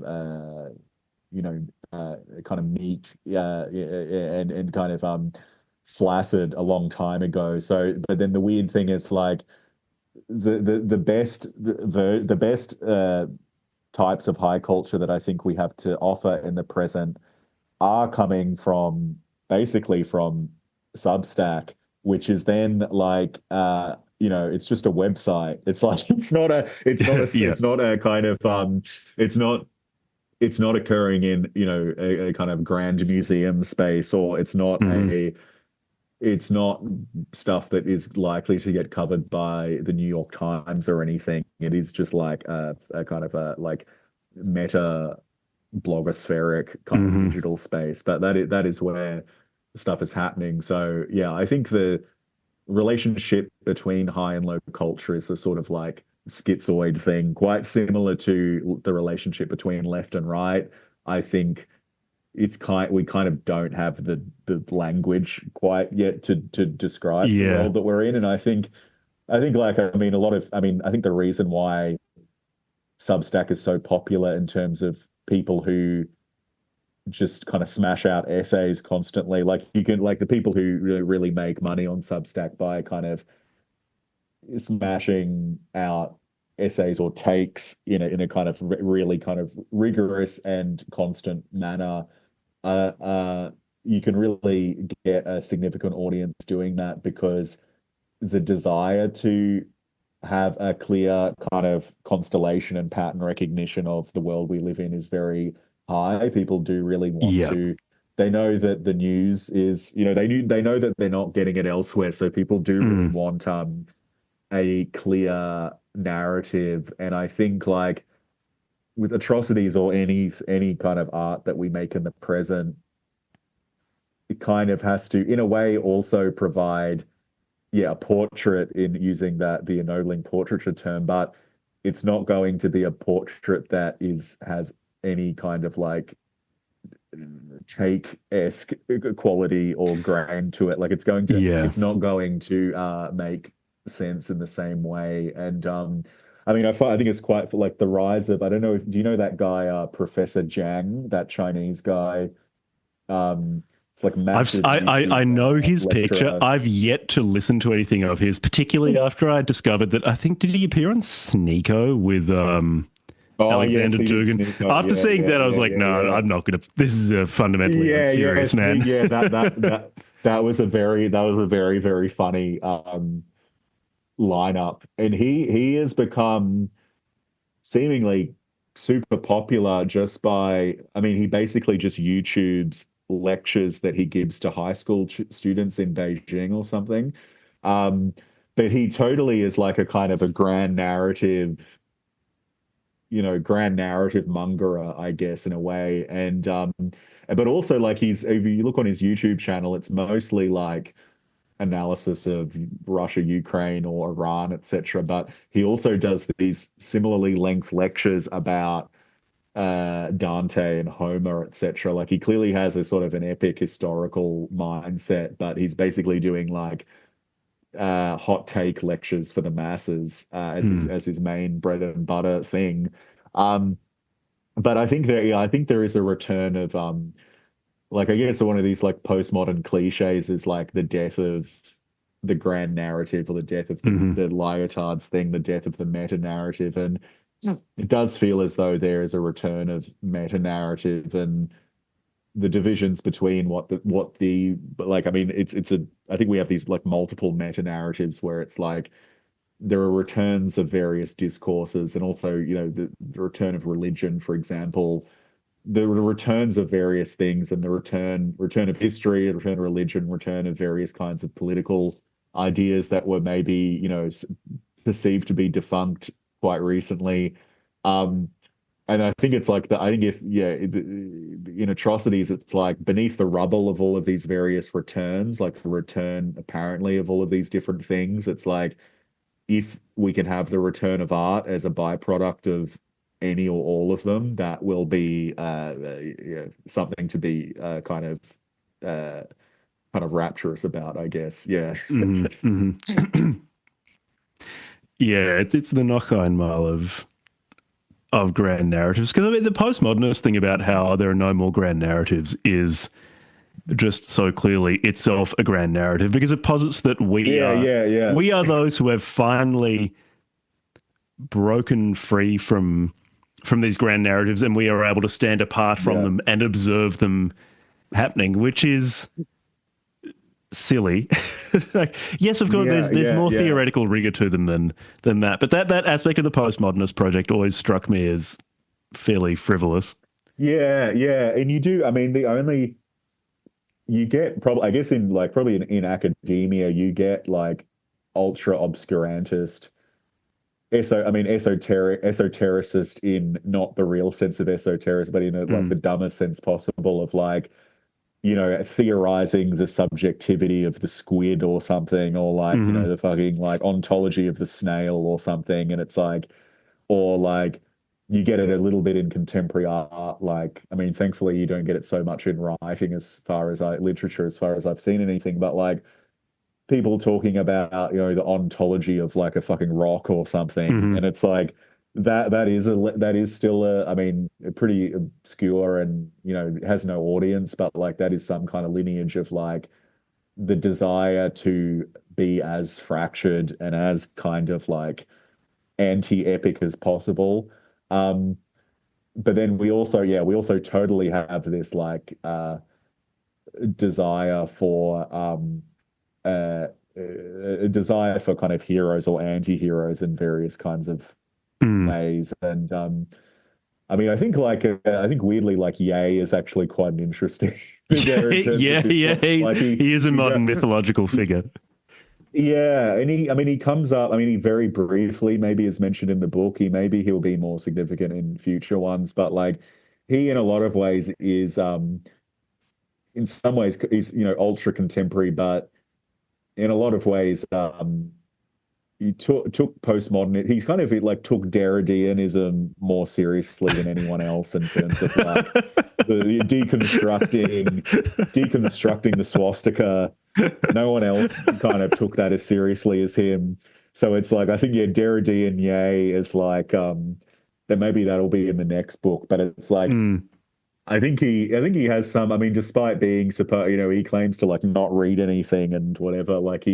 I think he has like he embodies I it. think he's like quite an abstract thinker. Yeah, I think he's like quite like he's not someone like oh I don't know who I can even think of as a counterpoint. Like um he's not like God, who is someone in music comparable who is not particularly cerebral or I guess probably kind of anyone, but like because he's not like you compare Actually, him to like I don't know, Kurt one Cobain. counterpoint Yeah, could be someone like Richard Dawkins, who is, if you're saying that Ye yeah, is an yeah, extremely cerebral thinker, Richard Dawkins is yeah, yeah, impressively totally. concrete. I came across, Yeah, yeah, I yeah. think there's something he That is tweeted a out good about one. Yeah. how Kafka is Oh yeah, yeah. He's he's a not poor horror. He's not literary sci-fi. writer because Yeah. he's writing science fiction, but he's a poor science fiction writer because he's not being his Yeah, yeah, speculations are inaccurate. And it was the sort of thing where I couldn't tell if it was satire or not. yeah, But yeah, I yeah, think he yeah. No, I actually remember is that tweet. It's crazy. that Yeah, concrete a thinker. As in yeah. He's similar. I that think. Yeah, profoundly unaware of the fact that he himself has beliefs, he himself has yeah, metaphysical yeah, first principles with which he organizes the world and understands the world. So yeah. maybe it's Dawkins Dawkins Yeah, versus Dawkins West. versus Ye is a good one.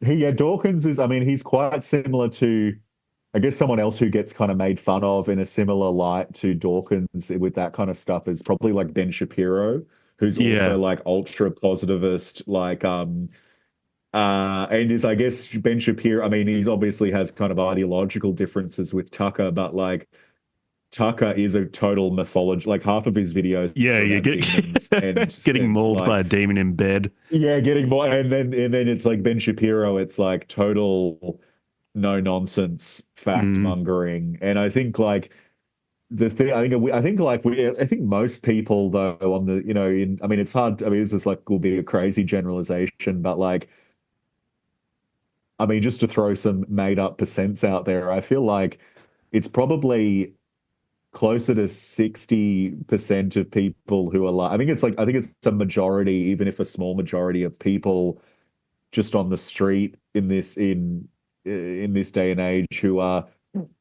more tend more towards a kind of very literal and kind of like some ways kind of autistic literal approach to reality versus a slightly smaller I think the people who really engage in their sort of like abstraction in that way or in a way that's a counterpoint to the more literal engagement with reality. It seems to be a smaller portion of the general populace. And I don't know if that was related to, everyone pretending that they have autism, ADHD diagnoses and all that kind of stuff. But like, I think with like stuff with like Ye, there are so many times where it is obvious that he's fucking with you as a person listening Mm. to him or hearing him say something and the willingness to just pretend that what he is saying is literal. I mean, it's the same with like, I mean, it's a kind of went through the sort of whole culture war era of like not understanding or pretending to not understand internet edgelordism, where like, Hmm. I mean, it's not, I mean, it's the old kind of fairly obvious kind of Angela Nagel line that, the internet edgelord culture had a kind of postmodern has a postmodern kind of heritage in a way. But yeah, I don't know. It's like I think there's I think there's a lot we can do in literature to kind of play with the absurdity and the unfixedness of this kind of reality without just completely falling into total kind of like unanchored kind of nihilism or I don't know. I think I think there are multiple registers though to anything Yeah. that's, particularly profound. There's going to be multiple registers, and on some level, you can think of something as being purely like symbol play and moving the symbols around in a way that's more or less pleasing. But I think I think you can do that with several layers to a work of literature or whatever it is. Yeah, absolutely.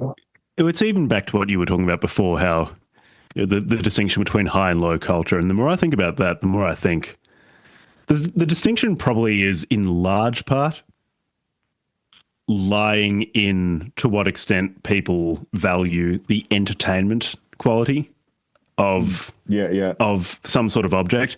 And really, the more it yeah, preferences entertainment, the lower culture it is. And the more yeah. there is something to it that is not just pure sensory entertainment, the more high culture it is. And both of those things can be done better or worse. Yeah, yeah, no, But yeah, totally. And I think, yeah, and if you consider things in that sense, you also can start doing more interesting things like examining things that are mass market and largely considered low culture, like Yay albums, but yeah, yeah, try to examine the aspects of them that aren't just purely for the purposes of entertainment, and vice versa. yeah, totally, yeah. Take something that's considered to be very high quality and just look at the entertainment qualities of it. Yeah, yeah, totally, yeah. And it's kind of, I mean, it's a kind of like also fairly corny or hackneyed line about how what was avant-garde in the early 20th century or the early like late 19th, but basically that, Hmm. the avant-gardism became commercialized, and since kind of, the 60s, or since kind of 50s, 60s, 70s onwards, advertising, an ad will include techniques that were used in a surrealist filmmaking, Hmm. for Yeah. example. Like it's that kind of thing, or that like uh Dada was incorporated into punk music, and then punk music became like fucking Green Day and Green whatever Day. else. Yeah. Like you can kind of like and it's like there's a kind of a situationist kind of Marxoid kind of line on that that's just purely depressive, which is like, I mean, it's kind of like it could be kind of Marxoid, but it can also be kind of Scrutonian and conservative of like, well, everything is just getting worse. Everything just gets commercialized. Everything becomes slop. Everything becomes kind of Hmm. crap. And I think it's like, I think it's just never been the case that it's that simple where I think, yeah, I think exactly as you've said, like there can be highly entertaining things that are very profound, and vice versa. And I think like I've always been, I mean, I think his output uh I mean, cinema is also interesting because cinema was from its outset an entertainment form that then becomes, then you get Kino versus fucking Blockbuster, whatever. But it's like Hmm. actually it was totally like slop to begin with. Like no one, no one who went to the opera thought of the cinema as being like a fucking form of art. But I think like someone who I'm interested in I think his output is extremely um inconsistent and varied and probably increasingly bad. But like Harmony Korine, I've found interesting as someone who's uh I think at his peaks he did some like really interesting things. But like what I found interesting about him is that, yeah, he's always had his personal artistic philosophy has always been in a way do the most avant-garde thing in the most popular way possible, and he's always wanted to have the largest audience possible with like the weirdest thing possible. And I think by that kind of metric, he is kind of all that kind of criteria, he's like, has kind of I mean, also has been successful at some times and unsuccessful at others, because I think he's done some things that have been very boring, and other things that have been very relatively like much more interesting. But he's also, I think what's also interesting about him is he's totally embraced using AI in films in like the last several years. And I think parallel to people like John Rathman, who just make like completely AI films. And I think both of what those guys do with AI, both John Rathman and Harmony Korine, I think it is in both cases basically so far a kind of aesthetic failure completely. Like I just don't think there's anything that either of them have done that is more interesting than some like, any fucking thing you find on Instagram at any time of day. Like I think it's just there's a kind of flatness. And it's like there are things that are funnier than other things and things that are less, things that are more or less funny. But I mean, I think like, Kanye has started using AI. Like I don't think he sings anymore. I think he just AIs himself Oh, on all actually. his recent albums. I think so. And it sounds like it's like I listened to his last one and fairly boring album. There's like maybe one good song on it. It's like mostly pretty boring, but you're listening to it and you're like, oh yeah, I don't think he can hit this register. Like he goes really high. It's like I don't think he has it in him to do this. But I think with AI though, like so all of the images in the book, all of the illustrations and atrocities are found images primarily. They're like found a historic, like Bill Clinton and Al Gore or like Tucker or someone or Marvin Heemeyer.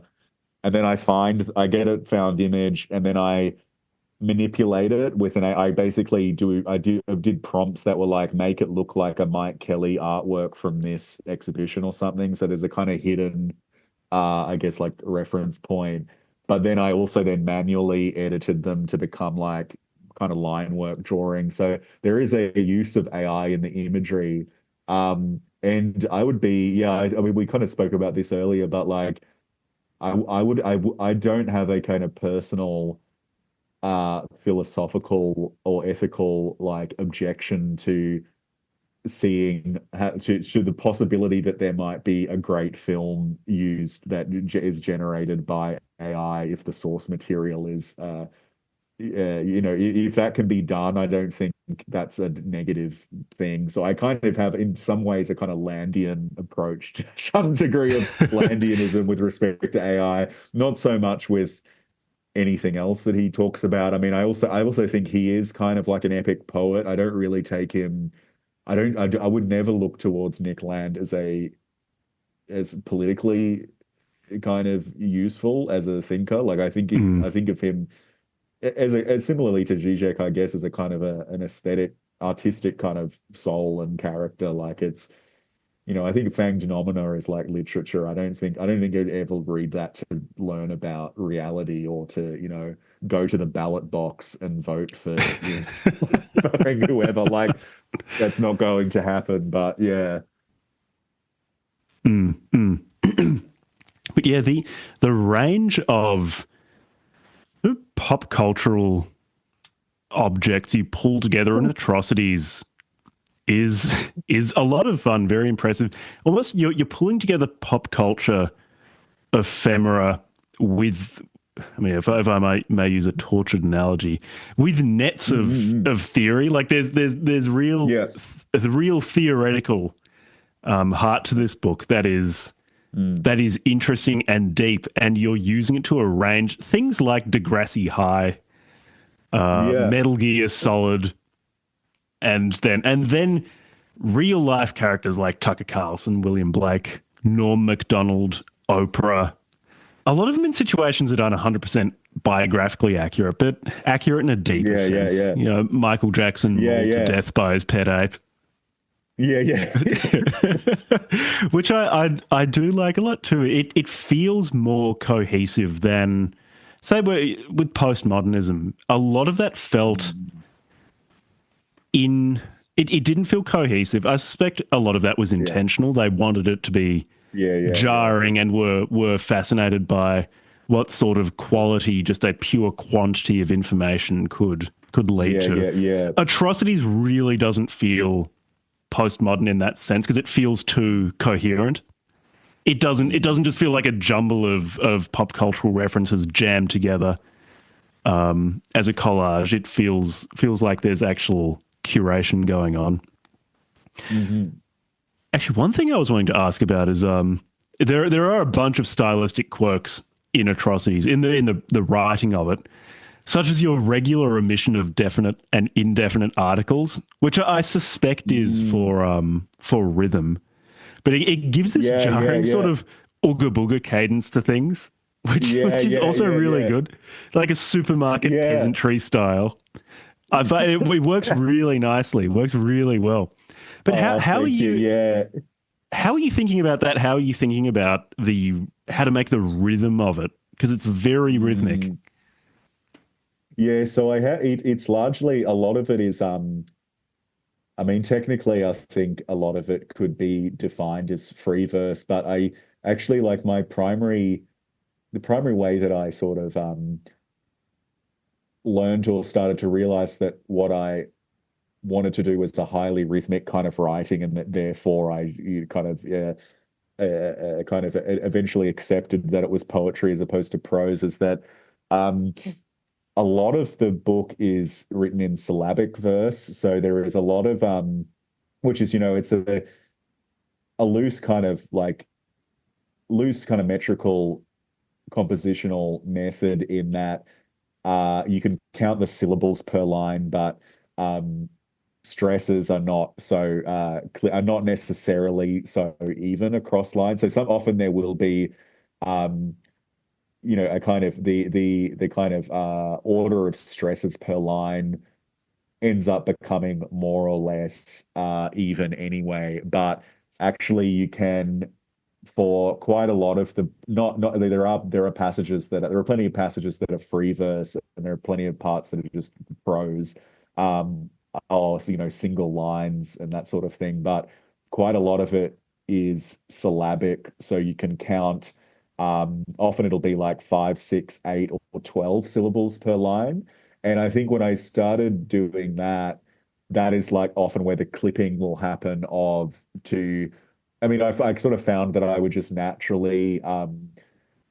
naturally write to a certain like syllabic structure per line, and then I actually don't even have to count them. I mean, but then when I started when I started writing that way, and then getting into a certain rhythm for a certain kind of section or stanza, I suppose, I would then need to edit it by realizing, well, that line is actually 11 or 13 syllables instead of 12. And that would be where, yeah, you would you have to remove one syllable or add Mm. one syllable. And so that's sort of where that sort of stuff happens. And I mean, I'm not, I mean, I'm by no means a kind of expert scholar of poetry, or have not ever kind of been taught poetry in any sense. And, I simultaneously think that I can't imagine anything worse than doing an MFA in poetry, or, writing poetry after.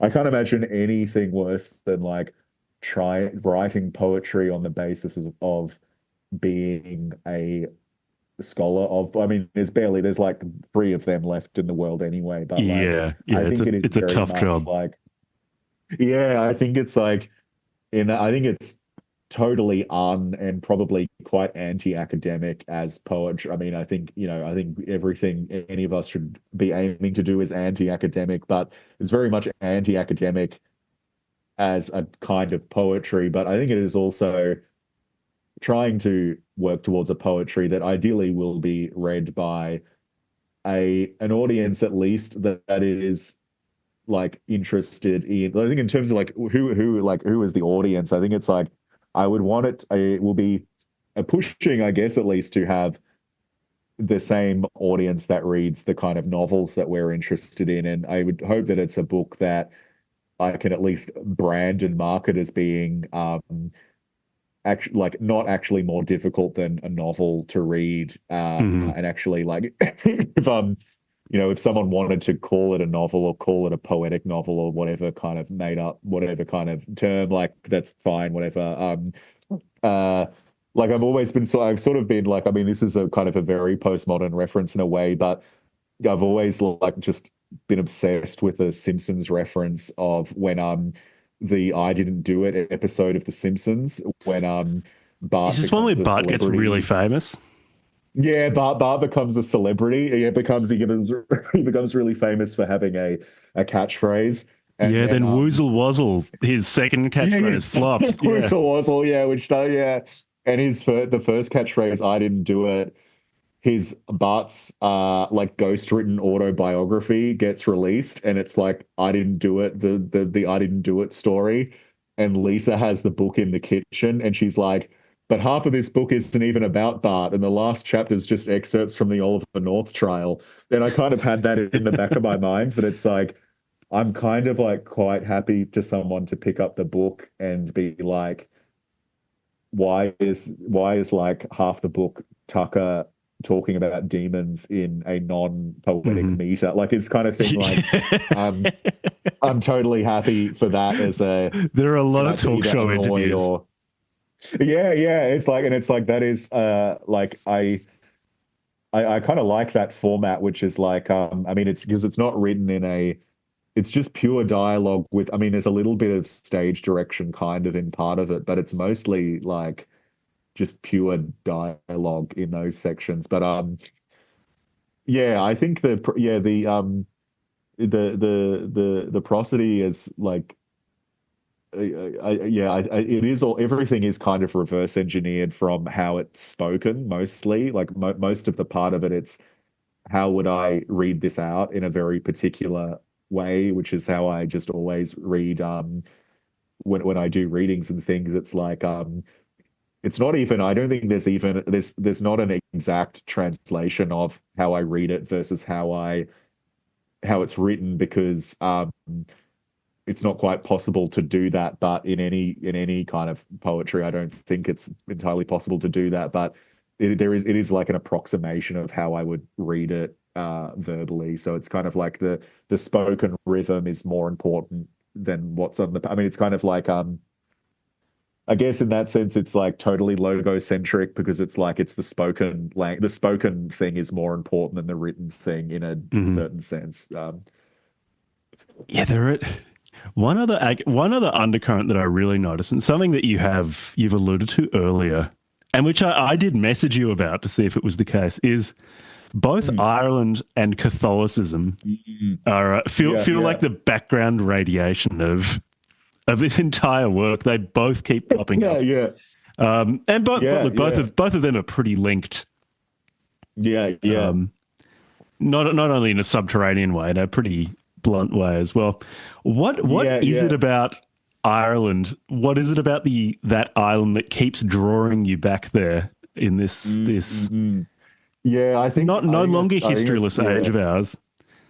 yeah, yeah. No, I think that's a really good it's a really good point, because like it sort of relates back to the thing we said at the very start of the 1994 to 2026. It's like, I think it's another one of these split moments of having simultaneously a totally autobiographical sort of like narcissistic reference to a personal history of, yeah, like a relationship to Ireland and that sort of thing, but simultaneously kind of like negating that in a way. Like, I don't think it's not really like a, it's not really dialectical, because it's actually just a full on negation of the reference to Ireland. Is like, the fact that the kind of the I guess like image of Irish literature, where like it's, I think, I think throughout the book it's probably clear that Joyce and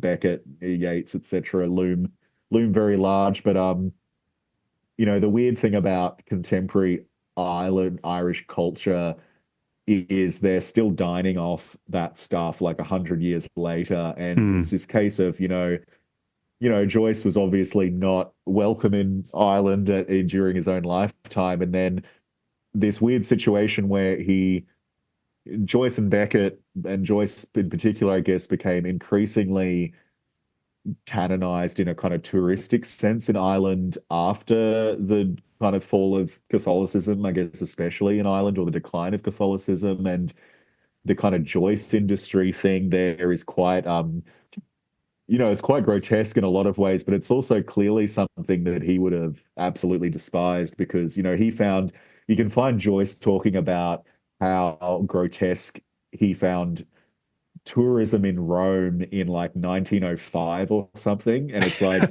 if tourism in Rome in 1905 was horrifying to him, Mm. like Temple Bar in Dublin in 2026 would just be like off the chart. It would just be like unbearable. But I think it's like, yeah, this, and I mean, I think Ireland, contemporary Irish literature is particularly bad in terms of this dining off of the legacy of these, basically like avant-garde writers from the 20th century, where, I mean, nothing in contemporary Irish literature is anything like anything that happened in the 20th century. But uh, there is this like touristic, and it is kind of end of historical Irish situate kind of Celtic Tiger era island Irish thing that this idea that Ireland it has this like essentialist quality of literature production, and that is a way that they brand like any novel that comes out in the present. And I mean, I think like, I don't think I've read anything good that's come out of Ireland in the last kind of several, in recent decade. I'm sure there's some good stuff, but it's like, I think it's particularly like cynical as an institutional culture there, and like this kind of the commercial, like, yeah, this kind of weird uh dining off of literature which in its own time was basically exiled from the Irish institutions, and which only became embraced once it became like safe as fuck to embrace it. And then I think Mm. the other were just weird references in those sections are that like, Welbeck then goes to exile in Ireland in the 2000s for like tax The evasion reverse Beckett. purposes. Yeah, yeah. So it's this weird thing of like, well, everyone fled, like people fled there for the sake of kind of avant-gardism in the 20s and 30s, and then you get people exiling to Ireland for the sake of Mm. like not But for paying financial reasons. French taxes. Yeah, yeah. So that I found that kind of quite funny, and then the sort of like, I don't know. I've also found. I mean, Steve Bannon is really interesting as a kind of an Irish American kind of like, in a lot of ways, kind of stereotypical Irish American who's like, kind of combative, drunk kind of character. But yeah, I think there's a few things there that are kind of percolating or kind of circulating around one another. I think like with Joyce, like uh I don't know whether the book reads as particularly Joycean or not. I mean, I think Joyce is so extremely particular that you kind of, I mean, you either something is obviously a pastiche of him, or it's just nothing like it, because it's Mm. like would be crazy to try and do it again. But I think like there is a like game playing in the field of, I guess, the field of references, but just the way that the book works. Like there is a kind of like puzzle making that is on some level kind of Joycean, I guess. There are kind of Easter eggs and things, and there is also like, I mean, when I yeah said to Udith I wanted to do this book, like my idea has always been that this is just the start of something that will last like approximately 10 years, and that this book is a kind of a part of a serialization, and that obviously like Ulysses is a kind of a kind of an archetype for a kind of a tome that was accumulated through magazines and things. But Ezra Pound's Cantos are another example. I think it's, yeah, I would like it to add up eventually to being quite a large thing that has a thread through it that is more consistent than simply kind of like collection of collected works of Wallace Stevens or Mhm. whoever. You can get a real fat book that you can claim all kinds of thematic threads running through a collection of whatever, but it's not the same as having purposefully designed there to be a step-by-step relationship between books, I think. Mm. Yeah, if there's a curatorial relationship between things, so the Mm. the editor of an anthology or of a collected works is just picking things so that they hang together, as opposed to the author of a work intentionally writing everything to be part of the same. The same work. I think there is a real difference between those things. Yeah. And I do kind of like the idea of something accumulating over time, and letting there be, potential major shifts that occur within that kind of framework, but within that kind of period of time that can be charted in various ways, because of the form of the thing, which allows for, a war can start on one page and the next page it can be like finished, or, people can die. You can kind of track. I think the form that's been set up can kind of track history in a slightly kind of, I guess, like a newspaperish kind of manner to some degree. But yeah. So I'll probably wrap things up soon.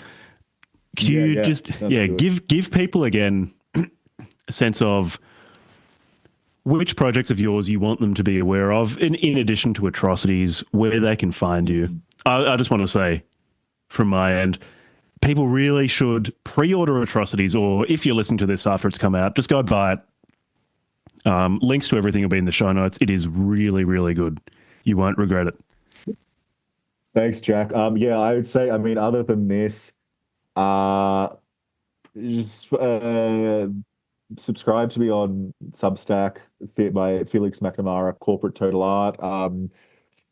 I do various essays and things. I think actually I think the Substack is the thing that I would just tell people to go to, because I think in the link at the top I have this basically like my writing archive thing that I update it pretty frequently to include essays and things that are, I do some, very different, I guess, in a certain sense to Atrocities. I do I do editing for this thing called Memo in Australia, which I write for sometimes, which kind of does. And I managed to get like Nick Fuentes as a reference, Nick Fuentes, Tucker, Epstein, someone else, Derrida, into the last thing that I wrote there. So I do manage to do some kinds of there are some kind of techniques that I do somehow have gotten away with, getting some of this similar kind of thinking into some of that stuff. But I occasionally do essays, but I think really like the main thing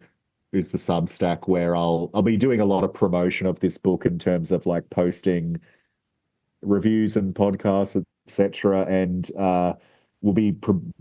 Jack and I will be promoting various events we do in tandem, etc., coming up in Melbourne, and which hopefully will be an ongoing thing. But I think that's it basically in terms of self-promotion. That's I'm really looking forward to more live events.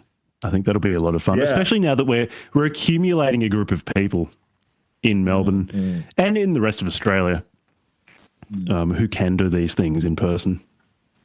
I think it makes a big difference. Like, I think the total internet atomization is a cage that needs to be worked beyond. And I think it's like I'm not particularly pessimistic about I think like Matt Garsder is much more of a Luddite than he's much more of a doomer than I am. I'm very much not a doomer about the internet or technology necessarily, but I think like the words on the computer phone screen are one thing, but we need to have podcasts like this where there are faces shown and talking, but then we also need to have as much meat space stuff as well, and you wrap it all together and it's a nice kind of Gesamtkunstwerk of various forms, and I think that works really nice. I think there's something very important about showing your face and having people's faces shown. And I have found actually people like, at least coming on this show, people like showing their faces. They kind of want to. I've had a few people ask, is it okay if I do video? which Yeah. I find that interesting too. There's the desire on behalf of people writing things to show their faces, and audiences seem to quite like or prefer seeing people's faces as well. Yeah, yeah.